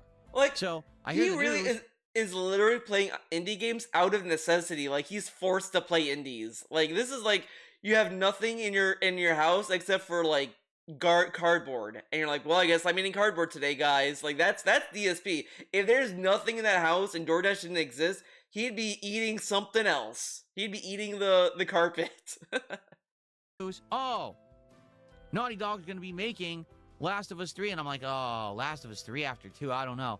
Oh, by the way, that's after Uncharted 5. I'm like, Uncharted 5? No. Again, there's so many rants where he demands sequels for games he likes all the time.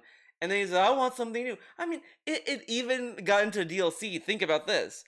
He used to bitch about season passes for fighting games and not having new characters. I want new characters, enough with the old characters. And look at it now. We had oh my god. He did try Rashoops. He didn't try Ed. I don't think the only new character he played was Aki. I don't know how that happened. That was really random. He played Aki. He is skipping Ingrid. I don't trust he's gonna play Ingrid at all. And all this other stuff. But guess what he wants?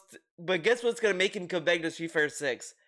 If they release Vega, guess what? Vega, another Super Turbo character. He just wants non-stop, like, nostalgia characters now. And he's like, oh, no sequels, this, that. Like, bullshit, you want sequels, bitch. Shut up. This is a good, This is like an evolution of that one infamous image where he's, like, thinking, and it's a very greasy picture of him. It was super greasy. And even this has some grease on his face. Anyway. So that's really the only game news I have to talk about today. I figured let's get the topic out there and let's get it out for there a little bit before we jump into other stuff and we chill for a bit. All right. Okay. So I have some quit about Trump, but I kind of want to get to that because it's very silly. We'll see how political it gets. I don't know how political it's gonna get. I don't think it'll be anything crazy, but we'll see. We'll see what happens. Pendulum has swung too far onto the other side now. Okay, let's hear this. This was a mistake. So someone tipped $2 and said, I feel the pendulum has swung too far onto the other side now, and it's gotten silly. It's not just woke games that are being rejected, but any game that stars a woman or a black person is instantly branded woke by outrage bait YouTubers, and then it's rejected even if it's good. I'm going to agree with you there. You're part of the fucking sheep that follow that, though. I mean, he didn't even play Goose of Yote because it was woke and it scared him. Like, he didn't even wonder. Then he saw the ending, and I mean, I didn't beat the game, but I'm assuming the ending, that one woman that you meet, this is how far I made it, guys. This one woman that was like the fox, she tells you like, yeah, I was there when they killed your parents, Doob, and she's like, what the fuck? And then like, whatever. And then probably by the end of the game, when you actually get your revenge or whatever, you're gonna spare her, and you're gonna live together with her or something, or they're gonna like be happy together or whatever, right? Something like that. Like that's like that is a very like traditional ending for a revenge story like this. Like it made sense to me. Like it sounds like it makes sense. And he's like, oh, I saw that it was stupid and woke. And I kind of want to watch the podcast where he talks about this. I hope I have it and remember where or when, whatever. But he talks about that, and I was like, okay, like I have to kind of see the ending and see how he retells it. But he didn't even try the game to see for himself. He didn't even finish South of Midnight because the chat was like saying it was woke or whatever. Then he accused him of being racist over it when he could just play the game. Like he could have actually even approached it in the sense of like, oh, you guys think it's woke? Well, I'm gonna play and we'll see. And then he could play and then whatever. But it was just it was doomed to fail on its content because a lot of these games always fail unless they have a whale, and I don't think he didn't really play this game for that long either to find an audience, and he kept bringing up the fucking drama though. He's like, oh, you guys think it's woke? You guys think it's woke? It's like, why don't you just play the fucking game? And he's like, yeah, guys, everyone like listens to other people, man. Okay, dude. Because as I've told people, I'm not like conservative right, and I'm not like woke left. Yeah, he's just an uninformed, ignorant guy that just doesn't want to participate. Like, you know, if he doesn't want to participate and he doesn't want to research candidates or vote or anything, that's fine. Like, just shut up. Just shut up. It's so it serves no purpose. I'm more in the middle and I just want to enjoy games. So for me, there's nothing worse than I'm going to start a game today, and immediately before I've even booted the game, But I listen got to this. He's talking about like all this stuff. He says like, "Oh, the game's political," but he doesn't blame the game. He blames the bandwagon mentality that people have, and it's like you're allowing the loud voices to ruin your day. Basically, like you're allowing it to happen. I got people yelling at me in chat. Look at Oh, this. this game is woke. Look at this. This is really what he hates. He's like, I just want to play a game, and I play like, let's say he decided to play Ghost of Yotei. He would like, guys, welcome to Ghost of Yotei launch day one. Okay, everyone in chat is saying it's woke and all this other stuff. Like he would keep addressing the elephant in the room all the time, and then freak out like he did with Hogwarts Legacy and all this other stuff. Like, dude, just play the game. Like he played Hogwarts Legacy. He was able to beat the game, but he couldn't sit through fucking South of Midnight at all. Like he can't sit through Ghost of Yotei to even try the game. But the loud people that complained and chat on Hogwarts Legacy, that didn't deter him from playing the game. But the people saying the game is woke, that was enough to deter him from playing the game. Like it's really weird. It's really weird, and it will always be weird to me. Woke. This game is crap. This game sucks. Especially when there was at least multiple news stories or whatever, Twitter stories I should say, of streamers being harassed by people for playing Hogwarts Legacy. He still played that game. Nobody was being harassed when they played South of Midnight. Like, think about that. Nobody. How many streamers were harassed for playing South of Midnight? Not no one. 0 people. How many people were harassed for playing Hogwarts Legacy? Like 2 people from what I know. And it's like that's it. And then there's a bunch of vague posting on Twitter. Like, yeah, that matters. It's like when it's just whatever. But he lets the internet discourse like get to him in random ways, and so weird and funny and silly. Wait, what are you talking about? What are you talking about? Are we playing it yet? Like, have you even seen a moment of it?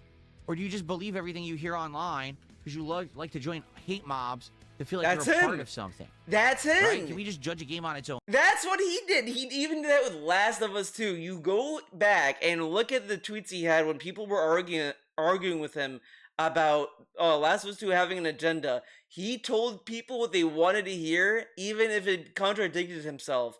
One person says, it's not political just because it's a trans character. I'm not saying that. I'm saying I'm saying the agenda is that it got good reviews. And then another guy says, it's not agenda because it got good reviews. Yeah, I agree. It's because of the forced woke agenda or whatever the fuck. Like, he just said nonsense that he didn't even believe. He will tell you anything you want to know as long as it gets you off his back. When he could just fucking mute them or move on. Like, DSP, why are you just like these people? Like, you look at a detractor, you block them. You block them. Its own merits, and for me, the game last year where that outright happened was South of Midnight, where I started playing the game, and yes, the protagonist was a young black woman. That's true, okay? And yes, it was set in like the bayous of Louisiana, so Creole and that kind of culture or whatever. And it was interesting art style. The gameplay felt to me more like a throwback to the PS2 era of platformers and combat games and stuff like that. Dude, he kept saying this and was driving me up the fucking wall. I was like, dude, shut up. Hours of it that I played. The entire time. Like, honestly, I'm glad he dropped it because I can't imagine how fun that playthrough would have been to watch. Well, this is like Sly Cooper.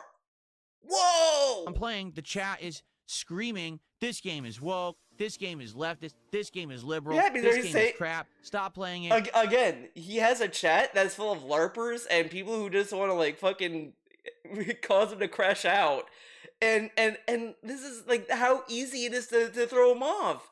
To just say, "Oh, this game is woke." I mean, at this point, I kind of wonder if people kept doing this to every single game, what would he do? What would happen? He plays Pragmata, and people say this game is woke. Like, you can do other stuff too to like piss him off, I guess. But if you say this game was woke, I wonder what he'd say. We're not going to watch it. We're not going to support it. We reject it. And I'm But like, people say that all the time to him. I'm not gonna support this, Phil. I'll come back later. And he still plays the game that they're not supporting. Like, it's really weird that like South America got this reaction from him when he has said the same thing about other, like, when people have said similar things about other games that he still played. Like, it's so funny to me. And now he's like scared of playing woke games. Like, it's just so funny because he has no conviction on anything. Because he has complained about woke games before, to be fair, and chat on woke agendas before, but it's just he has no conviction or idea of what he's talking about. And it's like, you can't just play a game and then stick with it and be like, I'm playing this. Like, why can South of Midnight be the one game he could play that doesn't get support and get carried by other games like Dragon Quest 7 is right now? Like, we can't even just enjoy games anymore, huh? Everything has to be this agenda. Everything has to be one way or the other. Why? why? Why have we completely inundated and permeated life with politics and culture wars? Why can't we just Because enjoy? a lot of these people who are perpetuate the culture war shit gets paid by engagement. Like on Twitter, on YouTube, they do this stuff to get clicks and attention. And this is the kind of guy that falls for it. This is how, if you see people who fall for this culture war like yelling, this is what they look like. This is them. These are the people that sit there and like it's like, guys, this YouTuber said this game is bad. I'm not playing it. Oh my god, there might be something here that's scary and woke. I'm not gonna play this game. It's woke, guys. Enjoy fucking video games at face value. I just don't get it. It drives me bonkers. It drives me bonkers and crazy. So I'm with you there. $2 tipper, anonymous tipper. I'm with you. I'm not saying that I am completely to the one side or the other side. I'm not saying, every game should not have any kind of, topic that's discussing diversity or, even liberal agendas and things like that. They're a part of life. The difference is doing it in a way that's but how come when he sees it, he's like, oh, this is woke. Oh, like he has like an aversion to it because everyone else probably in his chat like says, oh my god, guys, this is woke, and he goes with it. Like, he has no idea of anything. Like, like as bad as the dialogue for that Dragon Age clip is about like the doing a barv or whatever, it made sense in the sense of like, this character wanted to express her like apologies to someone else, like, say whatever you want about the writing, but like it was a moment that had character development for these characters and bonding and understanding. Like, that's what it attempted to do. Like, it could have been written a little bit better, sure, but like, you get the gist of what they were going for, and I think the idea is fine. And I think, like, I had no problem with the character doing a barb and explaining, like, I do a barb because I want to express, like, how sorry I am, and this is, like, so I'm sincere, or whatever. Like, that's fine, because that's, like, talking about someone's culture and their cultural norm of how they apologize. Like, that's fine. The only dialogue I didn't like was that one girl that was like, so you do this because, like, it's like, okay, she explained all you need to know about that, basically. Like, that was enough. But he would look at that scene like, oh, this is stupid. There's a war going on and they're doing this. It's like, yeah, like, this is just like the downtime where it's like you do Persona and you do the Confidants or the S-Links and they're like, oh, you do some mini story that's like not really pivotal to the main plot, but it's like an interesting character dump about what the character's up to or whatever. reasonable, doing it in a way that's realistic, and doing it in a way that's not preachy and trying to shove something down your throat. I don't care if a Yeah, let character me is mute. gay, Whatever. trans, black, or another minority. I don't care. How does that affect the game? It really doesn't. And if it's written into the game as a natural part of the game, that character just exists because in real life, those people Okay, now also exist and they're to be accepted. hold on, I want to hear this again. Affect the game. It really doesn't. And if it's written into the game as a natural character is gay, trans, black, or another minority. But when these characters talk about their issues or their adversity for being who they are, he's like, "Oh my god, okay, this is getting a little woke." I mean, that happens in a lot of Life is Strange, I think. But like, I mean, it doesn't happen a lot. You think it would happen a lot more, but not so much. It would be curious to see how he would react to like the character from Paper Mario. If he did a playthrough of Paper Mario: The Thousand Year Door, it'd be interesting to see how he'd react to that one character that is trans, right? Correct? But we'll see what happens. But he probably wouldn't care, and he'd be like, "Oh, it's fine," and all this other shit. But like any other game, he's like, "What does this have to do with the story, dude?" I don't care. How does that affect the game? It It's really about doesn't. the character. And if it's Whatever. written into the game as a natural part of the game, that character just exists because in real life, those people also exist and they're to be accepted as part of society as a norm, right? It's fine that they're part of life, right? So why then do a lot of these games, instead of acting like this is just a normal thing, turn that into the focus of everything in the game, right? Because maybe they want to like. This is the part that I kind of wanted to focus. I want to focus on a little bit more because he's like, "Why is it part of the game? Why is it a big focus?" The game is trying to get you to care about a character, and part of that aspect of it is to care about their struggle in their own life. Like you wouldn't care about like On in Persona 5 if she didn't explain like the whole issue with like what she was going through. Same with Makoto. Same with like you learn so much about these characters, and you learn it because it's like that's how you like empathize with these characters and you understand where they're coming from. He keeps talking as if like that's a foreign concept sometimes, and it's like that's part of like caring for a character. You have to know their plights and their struggles. Why are they on this journey with you? Why do they want to leave home so bad? Why is it different? I mean, like, there's all these plot lines, even in metaphor, that are like that, where you're going through a character's drama, because it's part of, like, you're trying to understand a character and for them to be likable. In order for a character to be likable, you have to know them. That's why the character goes out of its way to show you their issues, because that's how you get to know them. That's the focal point of the discussions of the game. I'll give you an example. Life is Strange 2. Anyone remember that? A lot of people have forgotten it because it's the Life is Strange plot that has nothing to do with Max and Chloe, so everyone kind of swept it under the rug and forgot it ever existed. But Life is Strange 2 is about two Hispanic brothers, one of which is discovered to have superpowers that he can't really control properly, right? The story starts off as, oh, we're kind of on the run because he has superpowers and he's accidentally destroying stuff. The game literally degrades into an ultra preachy game where everyone who's white in the game is a racist.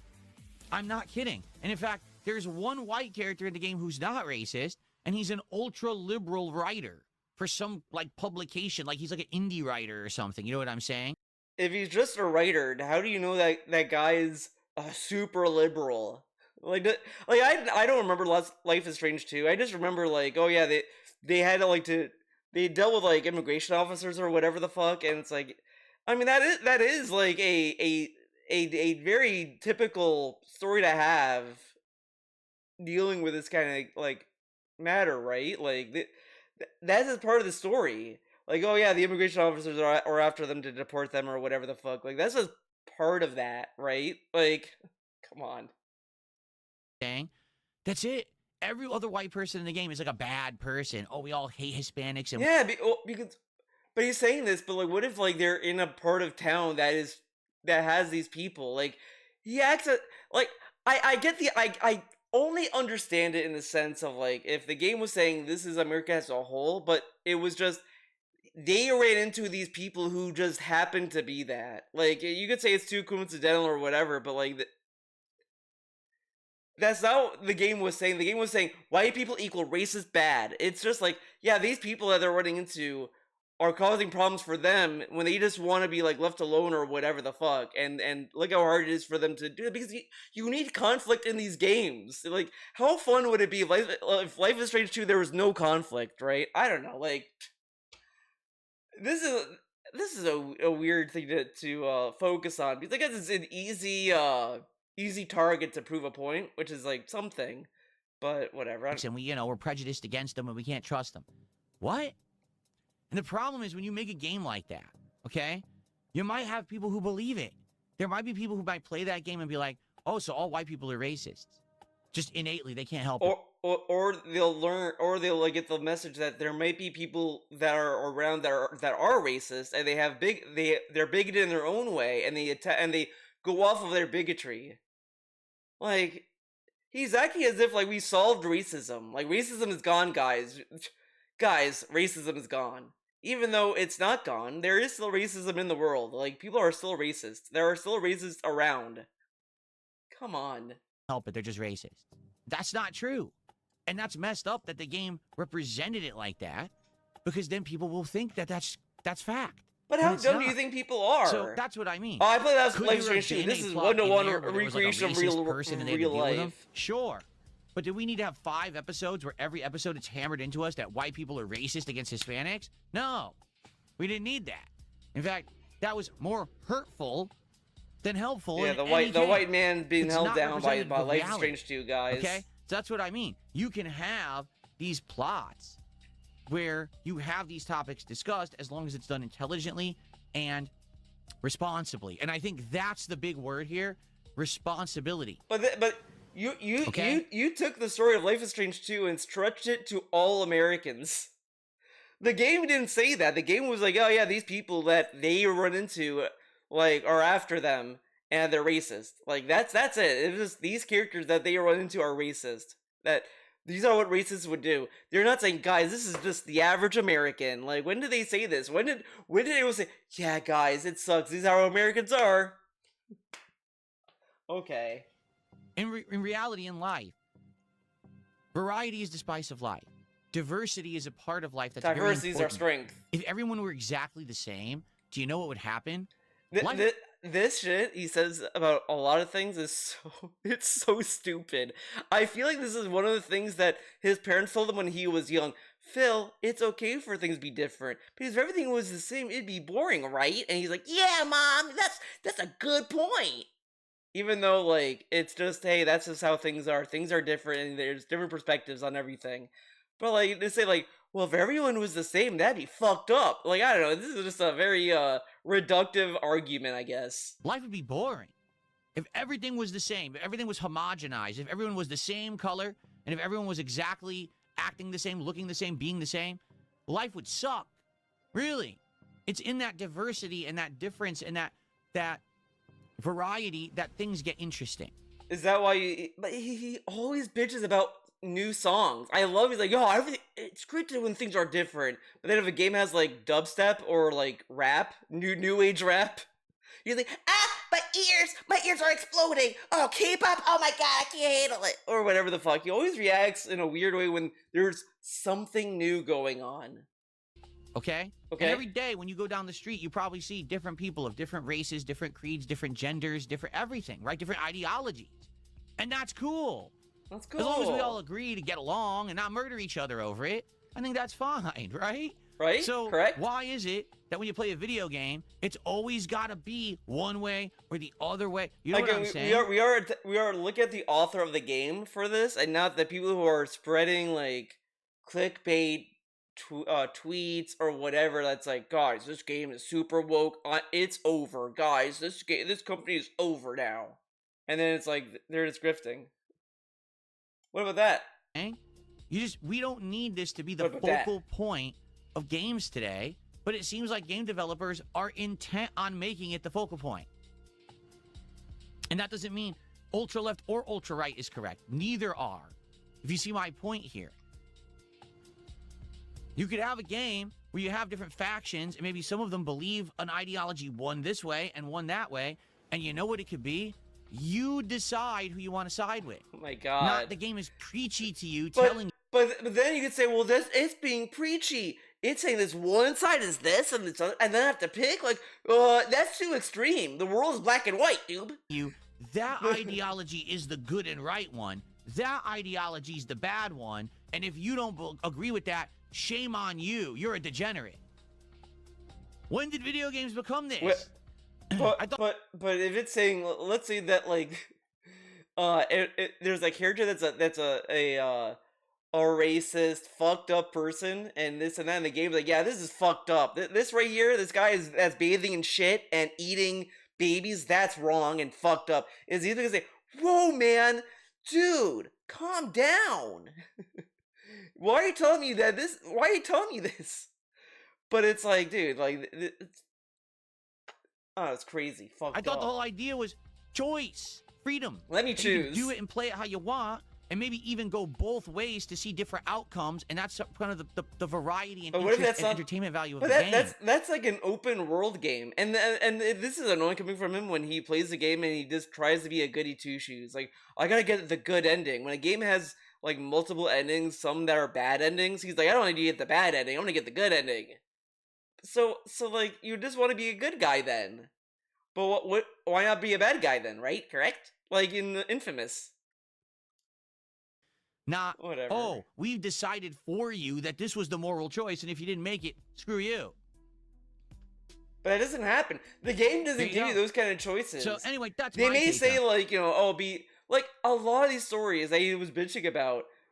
The message was to be open-minded and caring. Like, you could say what you want about Life is Strange 2 or whatever, but you could definitely pick up from the story basically that, yeah, people should be more caring and empathetic to people who are just trying to like live their life and not like not chase them around or have a prejudice against them or whatever. That's like a normal message that's been in Saturday morning cartoons, that's been in everything, blah blah blah. And he's like, God, he's just preaching. It's like, why don't you just look at the positive message? Like, he focuses on the negative. Like, he's looking at these people who are racist in Life is Strange 2. And he's like, oh, look, they're showing all this negative stuff. But he's ignoring the positive message that the game is, like, promoting by saying, don't be racist. Don't be judging people on their skin color or whatever the fuck. And he's, like, saying, well, they're showing us racists. That's fucked up. It's like, these are not characters that you're supposed to, like, look up to. You're supposed to play the game and say, okay, yeah, I'm not gonna be a bigot or whatever the fuck. Like, that's like the basic message. Take on it. Maybe you guys disagree. Let's see what people want to talk about. What do you guys think? That's all it's saying. Okay. That's all I'm saying, man. But it keeps focusing on like the outrage and the negative aspect of it, not like the overall message. Broden says, this crap was never an issue. We had all humor and reality. These issues are not something you're born with. It's taught. My friends were friends. Color, gender, and religion were never an issue. You're right. What? This crap was never an issue.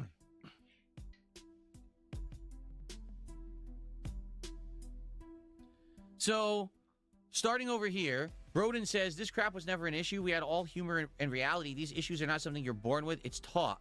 My friends were friends. Color, gender, and religion were never an issue. You're right. When I was growing up, I was in a multicultural, diverse... But there's like a lot of things that change over the years that people either didn't know at the time, didn't understand at the time. Things changed a lot in certain cases. I mean, I understand, like, yeah, nobody is born racist. They're taught being racist or whatever. But I think a lot of this also comes from like just unintended interpretations of certain things in life. Like, some people may misinterpret God's will or whatever. That happens. People just misinterpret a lot of things a lot of the time, and it leaves them closed-minded to other possibilities. Like, and that's just how it is. And some people have to either explain that or explain, how they are. I mean, it's a very like deep, like, big thing. I mean, the easy example would be like trans people and how they have to like go about like trying to just get by. And a lot of people either don't understand that process or whatever, and they think it's something else, and they uh have a misunderstanding with it, and they may have a negative outlook on it when in reality it may not be like that at all. A lot of this is you just have to talk to people and be open-minded to certain things and try to understand the actual process of certain things to understand that. Not a lot of people are willing to do that, or they have a prejudice against something and they just don't like or they're just not open to it, or they think it's something else and they go off of that perspective. And I'm just gonna say I'm not the one to tell you what to think either. But that's just like how things are sometimes when you talk to people online. They may misinterpret things or not understand something. And that's just how it is. That's how it is, man. Neighborhood. Okay, I was white, my next door neighbor was white. One house over, Puerto Rican. Another house over, black. We were all friends. We didn't give a shit. We didn't care. Didn't care. We really didn't care. Who gives a shit? When you're a kid, you don't even understand. Difference of skin, what the fuck does that mean? Right? No one knows. Everyone just wants to hang out. What about Yeah, I agree with you. You know, these things we grow into them, we get taught into it, rather than it being part of your natural way of things. But part of this ignorance of like, oh, I don't want to know about this stuff or whatever because it's gonna make things different. Like whatever. Some of it is just it does disproportionately affect how people view other minorities sometimes, where they may not know something like that. Because sometimes maybe you have to be shown this to understand why it's a problem for certain people that this may be the case, or that why something has to be changed. Like if you don't understand why something needs to be changed, that might be because you're not taught as to why it should or why it needs to be changed. Whatever. Okay, let's.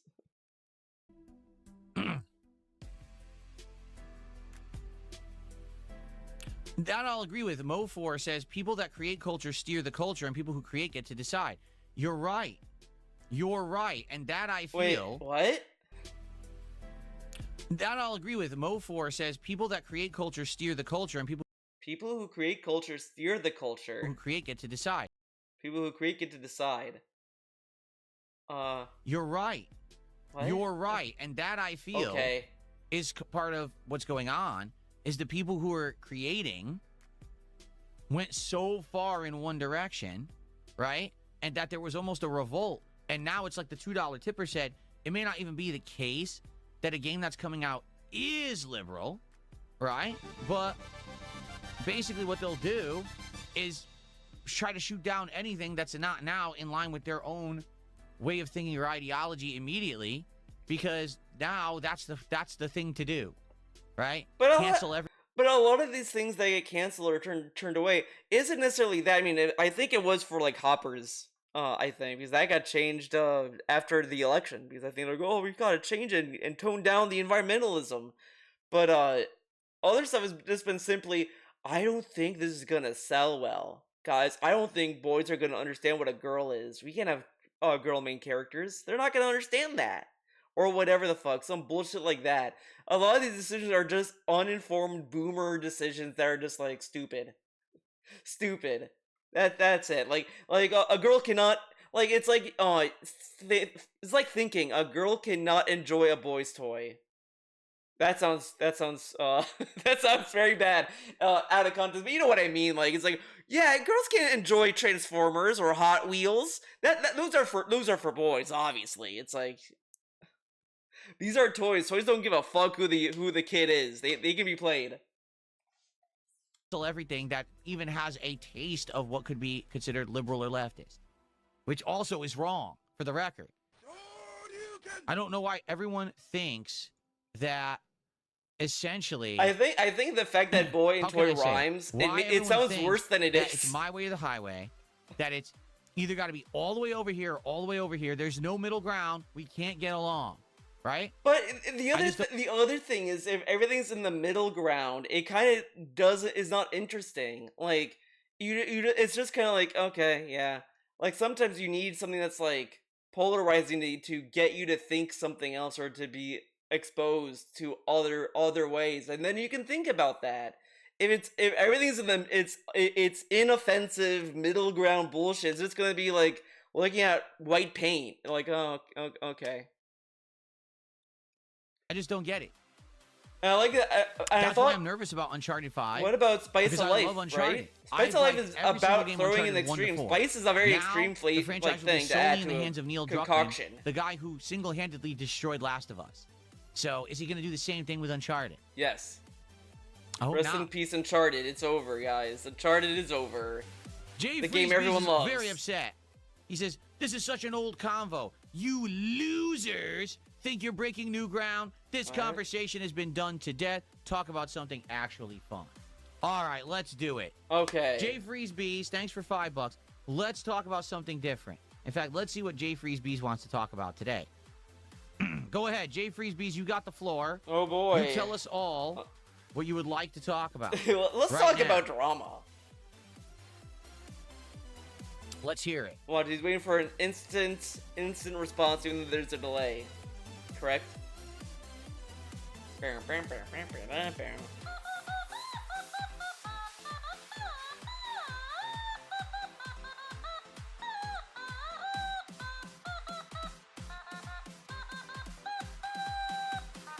No, he's not saying anything now. He's not saying anything now. Because he ran out of money. He ran out of money to give him.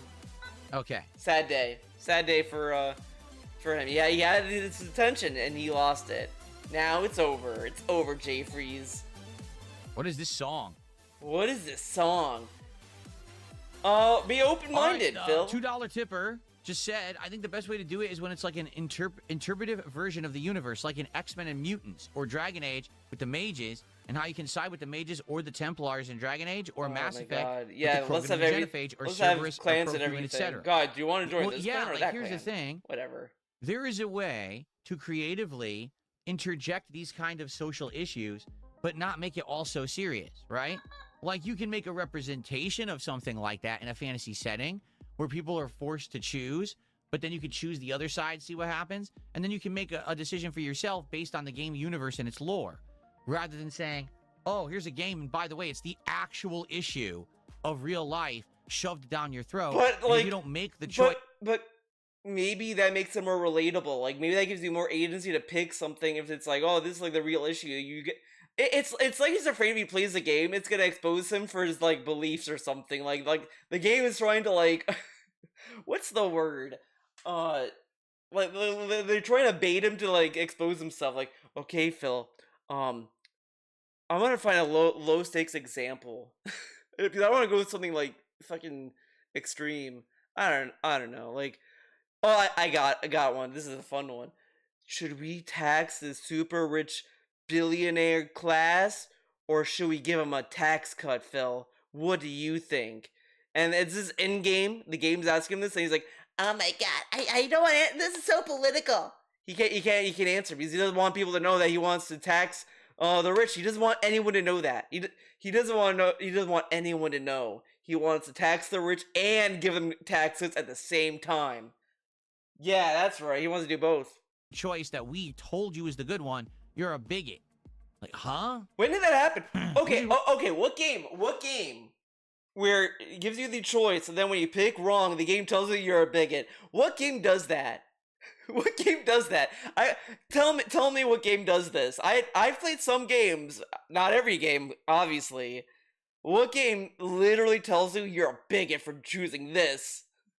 None. I don't think there's any game. Maybe I'm wrong. I don't think there's a game that does this. Which is what Neil Druckmann literally said. Oh. When people were criticizing The Last of Us 2.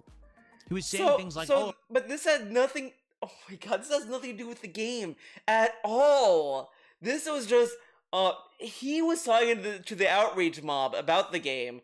And he was focused on the people who were being, like, bigoted. You could say, like, it's a dumb pose to say because it's so open in general that it's very easy to be misconstrued. Or whatever.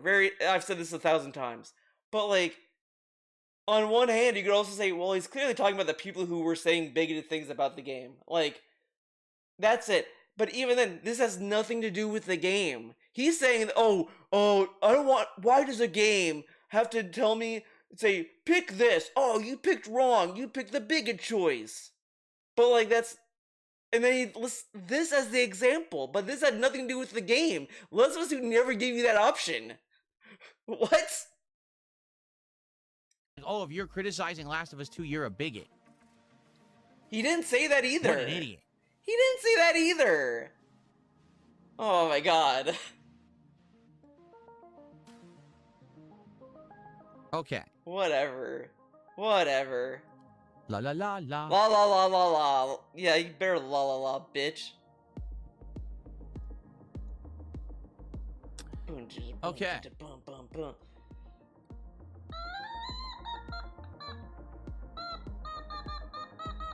Well, there you go. Zelvania says, we have no one to blame but these ideologies creating this hypersensitivity to video games because people recoil more easily these days because they don't trust devs' intentions anymore. You're right. When it used to be... But that just seems a them problem than the developer's problem. Like, developer is just making a game. If you think it's that, whatever, you know, don't buy it. But, like... But in DSP's perspective, right? He's Mr. Like, I'm gonna judge things fairly. Why does he like cave in to peer pressure like he did with South of Midnight?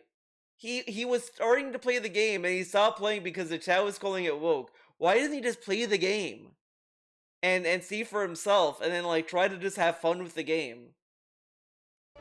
Whatever. It used to literally be, hey, you play a game and you're gonna have some challenging stuff in it.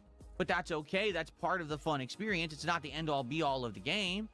And it's certainly not going to shove it down your throat. But now when you've seen 10, 20 games from big, high-profile studios that tried to shove this stuff down your throat, now you're hypersensitive to it. Right? Like, oh, again? Yeah, wouldn't it be the opposite? Wouldn't it be desensitized I don't to want it? Ultra-leftist morals. I don't want ultra-conservative morals. I just want to play a fucking game. What are the ultra-right morals? Right? The best thing Naughty Dog could do is to make Uncharted 5 with no fucking agendas. Just make it a fun adventure game. How can he convince you? That stars like honestly, he uploaded the trailer for Intergalactic. And everyone's like, "Oh, this game was woke." And what's their basis for that? Oh, the character is a girl that doesn't have long hair. Oh, okay. And she drank from a straw with a funny face. Wow. Damn, that's some hard evidence. Like, it's just nonsense. And he's like, oh, just don't... Because they're gonna say that anyway. Let's say Uncharted 5 starts off and you're playing as Nathan's daughter. And she's, like, doing her first expedition or whatever the fuck. You think people are not gonna say, this is woke? People said the fucking newest Tomb Raider game was gonna be woke because of how Lara Croft looked, even though she looks fine. Come on, get out of here. And maybe, yeah, by the end of the game, his daughter picks up the reins as the adventurer, and Nathan truly does retire. A passing of the torch story. No liberal bullshit. And no conservative bullshit. Whatever. Just have it be a good game. But instead, I almost guarantee you, if Neil's at the helm, which he will be, that he's going to try to do this shit again. I've had enough. Yeah, man. Their daughter's going to say, down with men. Girl power. Hoorah. 36 more left. That's what he's gonna say. Yes. The $2 super chat says, can I pick a subject to talk about? Says. No. But thanks for $2. Only the other guy, because he complained. You gotta be negative when you want to control the narrative or control the conversation. You gotta say, this sucks, this is boring. Let's talk about something else, then he'll let you choose.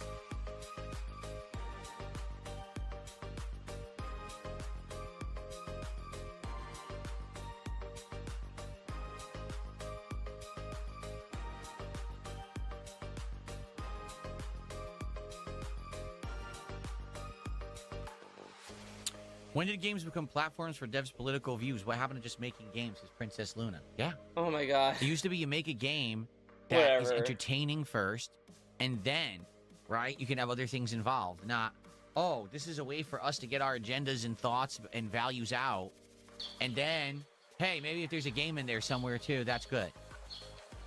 Right? But what if they just want to convey a message? SR Trumbull, thanks for Whatever. telling me. He says that there's some cool new games on Again, Steam. like this guy is so like unaware. He says games are art. Part of art is telling like a story or a message or have something that may be a commentary on real life or whatever. Like that's half of like of it. That's why people can relate to certain characters or understand like certain conflicts within the game or whatever. Like whatever. Like Romeo's a Dead Man kind of plays a lot with like Romeo and Juliet. Obviously, like it kind of like does a story like that, but in its own unique way, dude. I wish I could look at them. The problem is we are just into too many games right now.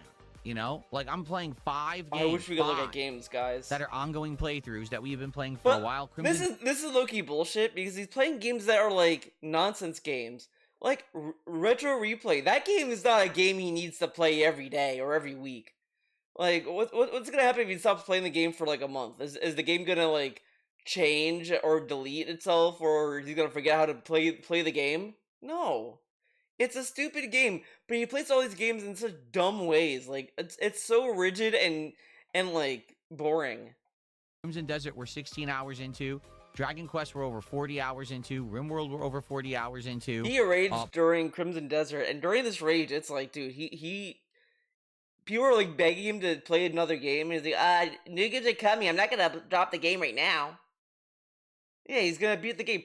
This is gonna be a game he's gonna bitch and whine like a baby until he beats the game. He's gonna beat the game and say, "Yeah, I toughed it out for the game, guys." This may be a game that might be on both the best games of the year and disappointing games of the year countdown, but I don't think that. I think it's gonna be on disappointing, and he's gonna make sure we all know he liked the stuff that wasn't the combat. It may end up like Outer Worlds in a sense, because he hates the combat in that game, but he liked the story and other stuff in that game. He didn't like the story in Crimson Desert, but he likes like the non-combat stuff. Because I think he wants to play Crimson Desert as like Elder Scrolls, and it's kind of like more action oriented, and that's probably why he hates it. I think he wanted another boring Bethesda RPG game, not this other kind of game. Pokemon we're now 20 hours into roughly, and Retro Rewind at this point we're around 15 16 hours. Whatever. We're getting actually I think it's like 12 13 hours. Well, that's we're at the point where sim slot game. I'm now invested in 5 games, and we got 2 new ones coming out. I sadly don't have time to look at others. We bit into games that are so lengthy and so much content that we just can't let go right now until we finish some of these, or if we decide to drop. Yeah, because he doesn't want to try anything. Like this is dumb and meaningless. Because he's gonna play these games as night streams until he beats like Pragmata or whatever, or this other game. Like, okay, man, like whatever. Drop some of these, which we could, if we so choose, but I think people are liking them enough that we don't really want to. I don't like him, Phil. Drop any games right now, right? There's nothing else going on. Sorry, I'm looking at my air conditioner to see the temperature in here. I might have to turn it on at some point. Yeah, it's getting hot in there. Oh my god, dude, come on. Oh, he didn't even talk about the animated more left in a $2 movie. super chat says that was quite rude. I was trying to talk. You can talk. I'm just saying you can't determine what we're talking about. But you can talk if you want, but I'm not going to let you just pick a topic and control the chat. It's funny because the guy who did a $5 super chat and complained about it, I said, okay, so you tell me what you want to talk about, and he never responded. I just love this guy was being nice, and he's like, no. The other guy was being rude, and he's like, I told him you could do it. So the guy just need to be rude, I guess. You gotta be the squeaky wheel in DSP gaming to get attention. The most vocal complainer is the person who's also quiet and timid when called out. So why do you let the other guy pick then? Like this is kind of being shitty to that guy. Whatever. Someone tipped $2. There's a new game called Replaced that just came out on Steam. Oh my god. It was actually shown all the way back in 2020 and 2021, but it got delayed because the studio was Ukrainian and the Russia war broke out and all that. I don't remember that at all. Oh no, the Russia war. To be honest, I just don't want to look at games right now. I really don't. Okay. because I feel like we're in the midst of so much. For some reason, I thought he was gonna be like, oh my god, Stalker came out, and that was through the Russia war, so this game might be bad. I don't know why I thought that he was gonna like conflate that, but I was expecting it for some reason. It'd be beneficial for us to look at new games. It's just gonna disappoint us because I can't play them. You know what I mean? Play Damon and Baby. Now, we're already in the midst of so much going on. You should play Damon and Baby. So many games being juggled. If I look at more games, it's just going to tease me to want to play more games that I can't play right now. So what I would say is, let's focus on trying to finish a couple of games, right? Let's try to get to the end. But he bitches about Crimson Desert. Okay. Let's complain about this for a bit. Every time he plays the Crimson Desert, he's like, fuck this game. I hate the combat. Fuck this combat. And then, you look at it, and he's gonna keep playing it. And he's like, I can't play this other game, I need to drop another game. Why didn't you drop the game that you're bitching about? Oh, because you like the other stuff, but why not play a game that you made like the entire game, and not part of the game? I thought we don't want to waste our time on games that make you mad or whatever the fuck. He's being weirdly, possessive of playing Crimson Desert. And I think it's probably because, unlike Code Violet, where he was able to shake off the, he rage quitted thing, Crimson Desert has a little bit of gamer cred attached to it, where it's like a little bit more he's not. This is gonna give it way too much authority than it has. To be fair, but I think deep down in that little piggy brain, Deesby thinks that if he will not be able to live down dropping Crimson Desert or some shit, he wants to play it just so he could say he played it. He wants to be part of the movement of people who played the game. He wants to be part of the bandwagon. He's playing it because it's popular for the sake of being popular right now. That's why he's playing it. Of Dragon Quest. Let's try to get to the end of Retro Rewind. And once we get through some of these, I hate how he's typing in Crimson Desert, though. Every stream, I guarantee he's going to say, oh, get ready for another random, unknown stream of Crimson Desert. And it's just going to be him bitching about combat and loving walking around. I love walking around. Another $2 super chat says, oh, sorry, I thought this entire stream was new. You thought that you could just say, oh my god, he is being so weird to this guy. I mean, I kind of think this guy is LARPing, to be fair. But it's one of those things where it's like, it's less friction to just be like, oh, you're new here? Okay, man, that's cool. I just want to have a formal conversation and all this stuff, but you don't have to ask, but you just go with the vibe or whatever the fuck. He could say anything. He could even say, okay, thanks for the $2 super chat. Alright, man. I'm glad you checked me out. Sorry if I came off rude, but hope you enjoy Crimson Desert or whatever the fuck. But no, let's see how you respond to this. Change the entire topic of what's being discussed, and I would just say, okay. I mean, if you want to, go ahead, present a topic, and we'll see if we want to talk about it. Oh my god, dude, this is... Part of me thinks, he's like, oh, this guy's giving me money to ask questions like this. Okay, I'm gonna drip some more dollars from him. I'm gonna milk him a little bit more. He sees it's a milkable wallet. The wallet might be open enough for me to drain it. We are building up good attendance for Crimson Desert, for the record. This is such a weird interaction. So can I ask a question? It's serving its purpose. Can I ask All right, another $2 super chat saying, can I ask a question? You can always ask a question. I'm not necessarily going to answer it, or you might not like my my god, answer. just answer if I do. Ask the question, dude. This dude's a cuck. If he doesn't respond with a question, I'd ban him. Asking the question. I'm just gonna say this: if 36 more left, doesn't fucking ask a question, I would have banned him. Just straight up, this kind of shit would get you banned in my stream.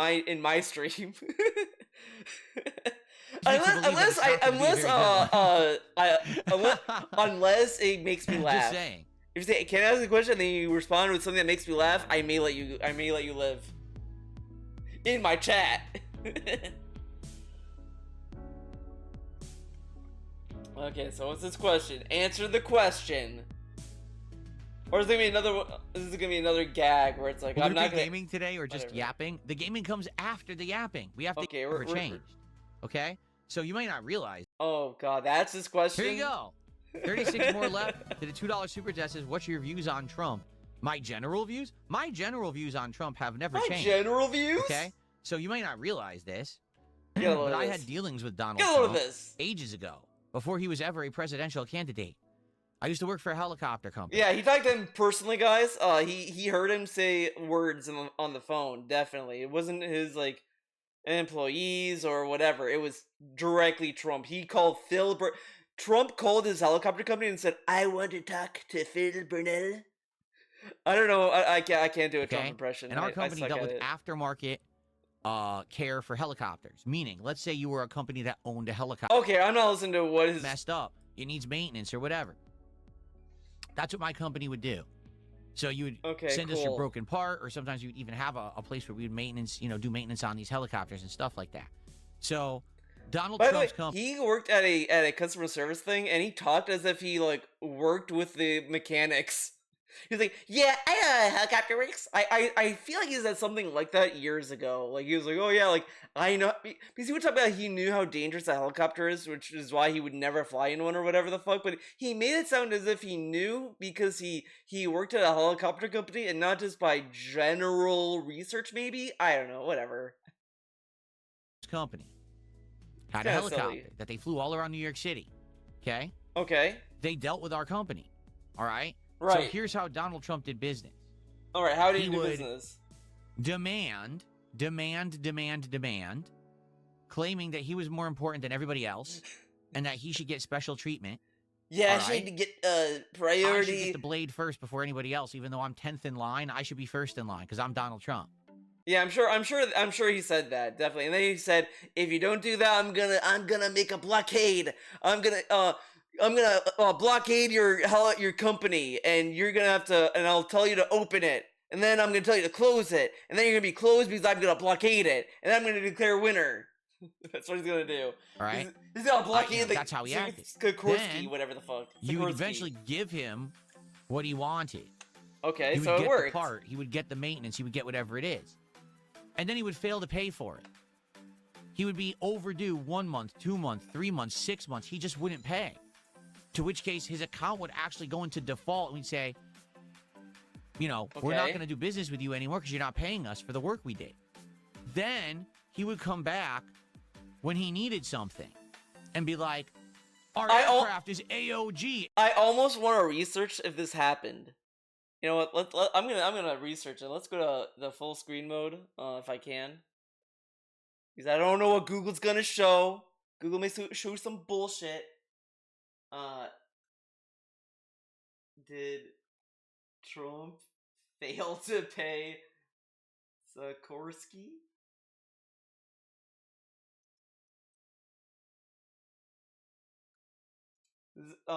Let's see. Okay, I'm just gonna go with the AI and hope for the best. Hopefully, it does not hallucinate anything.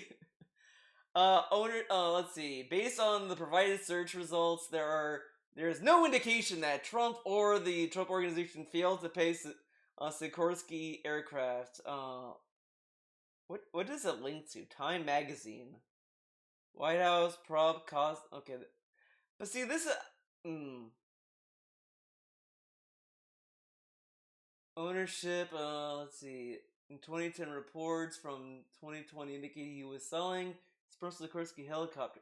Yeah, this is kind of inconclusive, I'd say, because I don't know if it's pulling in from like other stuff. Because this talking about like White House prop costs. I mean this is long after DSP left Sikorsky. Like this is 2017. Because you'd think that there would be drama with this.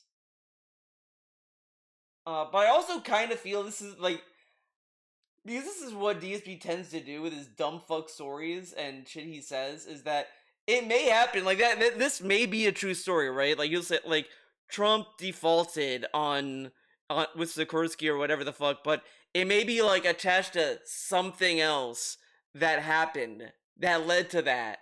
And he was like, see, it's because of this. Like he did with Neil Druckmann, for example. So it's like, he's such an unreliable narrator that like, I intuitively do not believe this story. Like I would believe that Biden and Trump have an affair together before I believe this.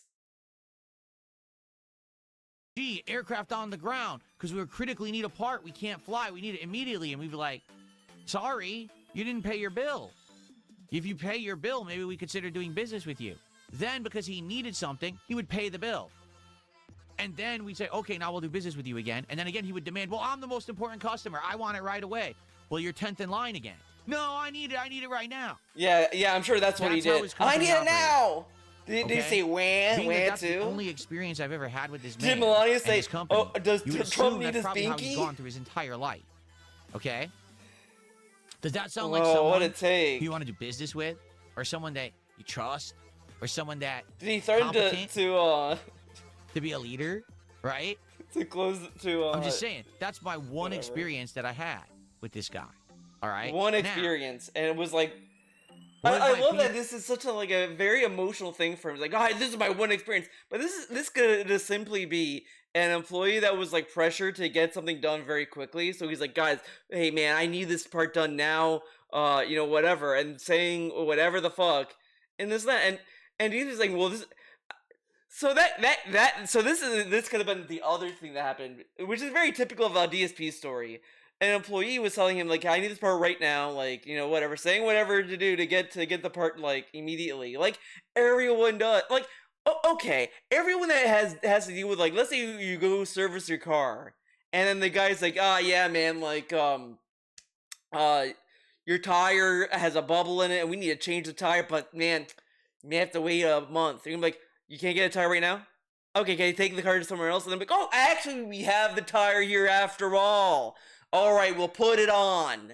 Whatever the fuck. Like, that's just how people talk sometimes. And it's whatever. Like, sometimes it can be worthwhile. Sometimes it's unfair for the customer service rep. Whatever. But, like, that's just how people, like, talk, and that's just how it is. And that's probably what was going on. And DSP's like, well, since this person works under Trump, clearly Trump thinks this. Not anything else than that.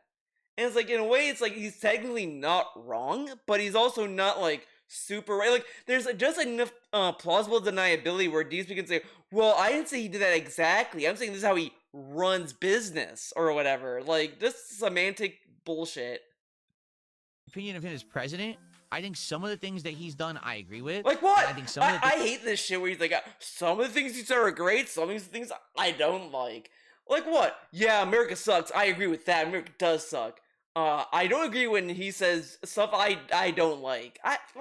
What do you mean by that? What do you think about the Iran war, Phil? What do you think about that? What do you think about him just doing it without congressional approval? What do you think about what's going on with Israel? What do you believe with cutting Snap that wasn't a lot of money, right? Like, it took $36 from the taxpayer to fund food stamps. What do you think about that, Phil? What do you think about that? What do you think about these safety nets being cut? What do you think about the premiums going up because the Republicans didn't want to vote on the subsidies? What are your thoughts on this? What about that? What about that, Phil? Some of the things he's done, I completely disagree with. All right? But this isn't a politics show. So I'm not going to sit here and specifically address topics of... But when he did his politics show, like, it was just, like, insane. Insane.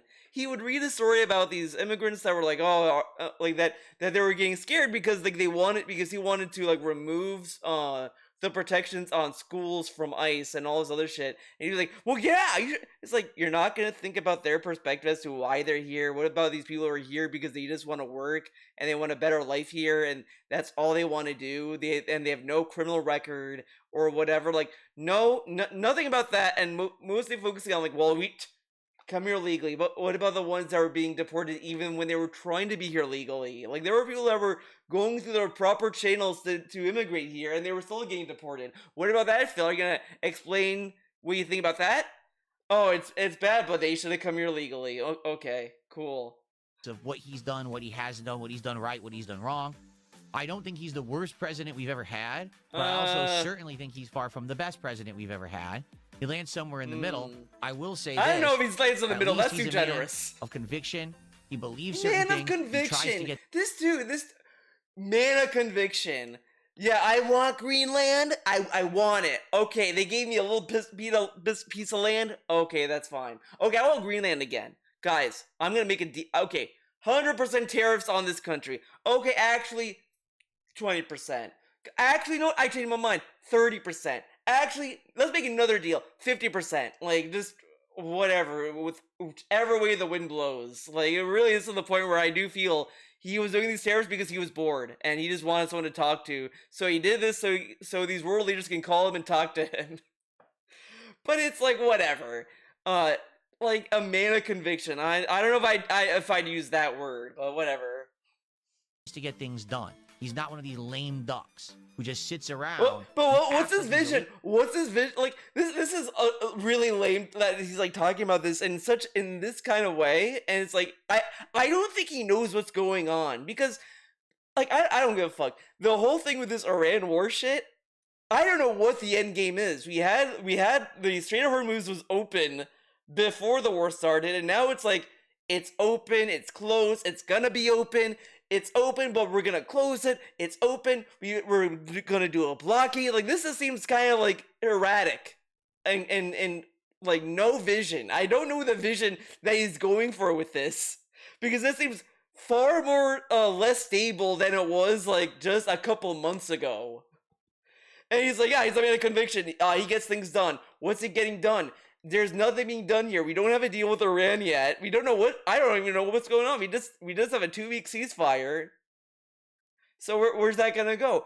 We sent JD Vance in to get a deal while Trump was watching a UFC match. Like, what is the vision here? And he's like, yeah, he's made a conviction in this now. Like it's just. Do you know what's even going on to a degree, a fraction of what's going on, or do you just know? Well, he's doing this to control the strait, even though like, or if anything, Iran is controlling it more than he is right now. I don't know. Whatever. Okay. He's a leader and does nothing. All right, but that could swing both ways because if he goes too extreme, it could actually backlash against us as a country, which has actually happened in a few of the things he's done. Now the world looks at the United States in a much more negative way. All right? And that's not good. But at the same time, at least he did something. I would much rather have someone who's taking action and trying to do... What kind of takeaway is that? Well, yeah, the world hates us, but at least he did something. Yeah, before the world, like, at least, like, loved us and we had soft power, but now the world hates us. But at least he did something. Oh, okay, sure, man.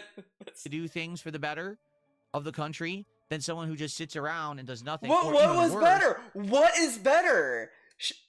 International shipping is a nightmare.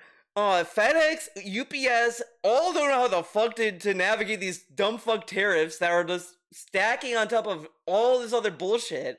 Gas prices are just going up and up and up. The groceries have not gone down at all. Like, what has gotten better? Like, I don't even know what got better. Like, I don't see it. Things are just going up in price every which way. Websites, like, you go to, like, these figure sites, I mean, whatever. I've never seen a site saying, yeah, due to tariffs, we're going to have to hold off on sales on this thing. Oh, well, maybe this is... It's like, what the fuck is going on? And it's like, yeah, this is better. This is way better now than it was before when things were able to be shipped and sold easily. Now it's a little confusing what's going on. Like, whatever. Okay. Yeah, things are great. A president who's just a tool. All right? A president who just sits there, does what he's told because that's what his job was to begin with. That's how he got elected. Not because he actually cares, because he wants to improve life for Americans, but instead because he is a tool of a party. That has happened recently. We've had presidents like that. Okay? So I'm glad that he's not that. But at the same time, this dude falls for propaganda think that he's the smartest guy in the room, if you know what I mean. So. Wait, what? That has happened recently. We've had presidents like that. Okay? So I'm glad that he's not that. But at the same time, don't necessarily think that he's the smartest guy in the room, if you know what I mean. Oh, okay. So, there you go.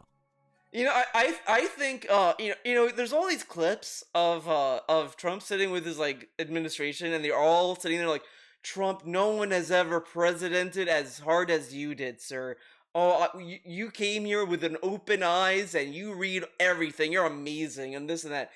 Trump should have DSP in that room to be the one guy like to just criticize him to guys to make it seem more like there's at least a critical thinker in the room.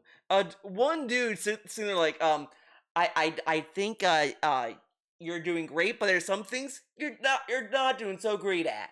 And then they see who says my administration are a bunch of ass kissers. We got this guy who will criticize me and call me out on some stuff, and it's just vague criticisms that don't mean anything, but it'll mean just enough for Trump to keep him in the room. That's what he should do. So 36 more left and another $2 super chat. I said tea or coffee. So growing up, okay, this is dumb. Look at all of this. My mom always had us drinking tea in the house. Yeah, she forced him to drink tea. Every morning I'd have a cup of tea with my breakfast. Okay. Like this was a I've never standard thing in the Burnell household was tea. Wasn't a thing people did? And she either had black tea or orange tea. I've never seen anyone do tea for breakfast. I've seen it for like dessert, maybe dinner, but or like, you know, in between dessert and dinner or whatever. Maybe like an appetizer as well. But breakfast, I don't know. I don't know about breakfast. That I think it was called or whatever. That would be wild. Tea that we would drink. No lie, I didn't start drinking coffee until my late teens, early 20s. And I actually didn't start drinking coffee regularly until just a few years ago. Okay, so are you a tea or a coffee guy? It was always I was a tea guy. I always drank tea because I grew up drinking it in my house. Okay, so you're a tea guy. It was just the thing that we did. It was just, I don't know why my mom liked But does he tea still over drink anything tea? else, but she always drank the tea. Now I am very much a coffee guy. Okay, so when he's I a wake up coffee every guy. morning, I have a cup of black coffee with my breakfast. Sometimes in the Yeah, afternoon, I have a cup of coffee here on stream. And Oh, then we know. We fucking later know. on, sometimes later on in the day, Tim after dinner, I'll have a cup of coffee as well. Whoa, whoa, buddy, hold up. Coffee here on stream, and then later on, sometimes later on in the day, after dinner, I'll have a cup of coffee. After dinner, he has coffee? Oh my god, that may be why he's fucked up.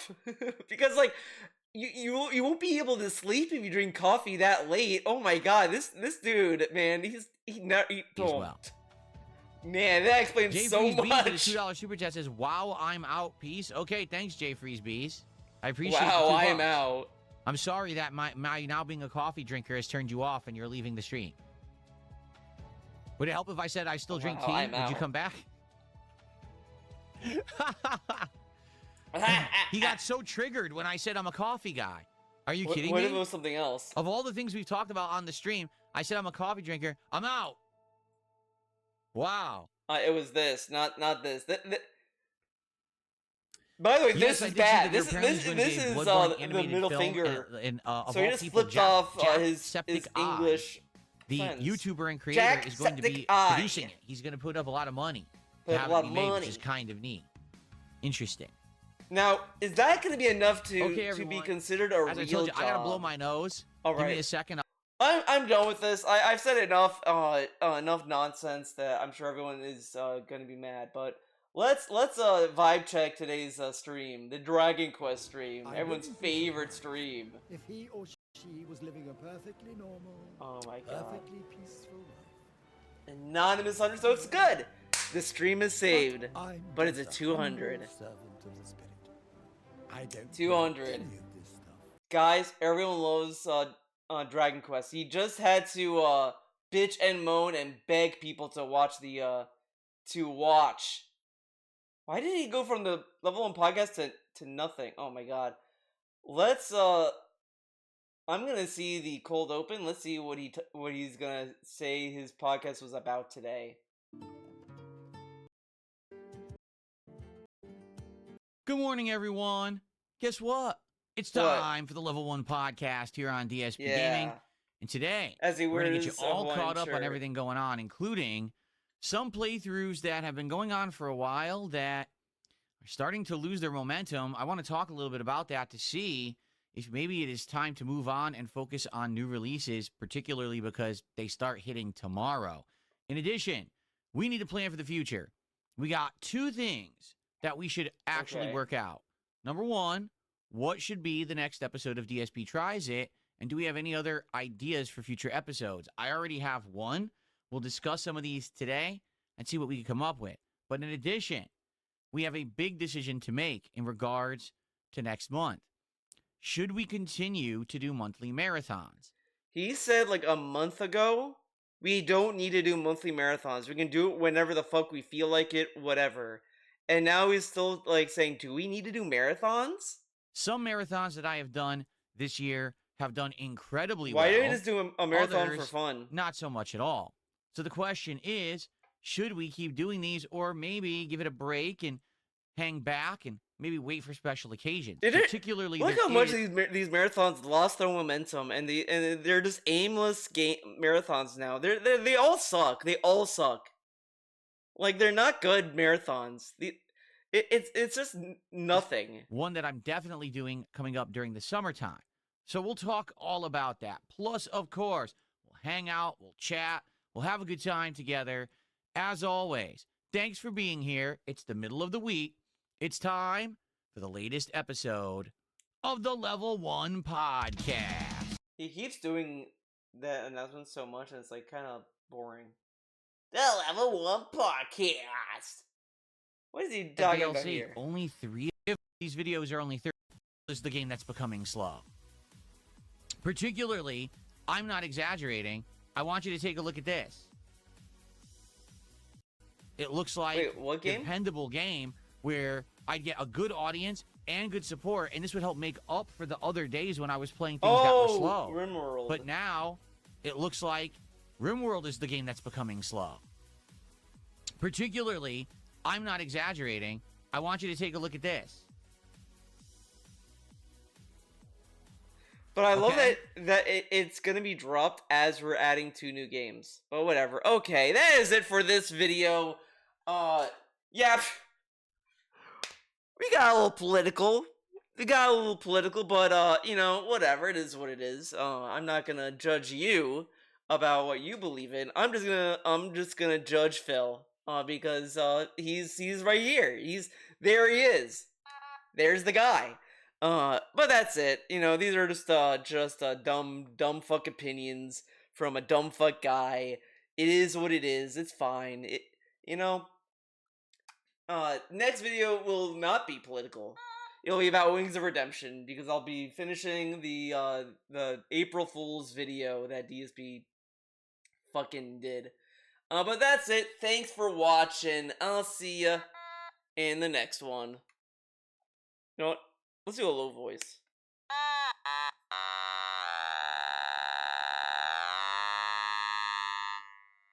Alright. Bye.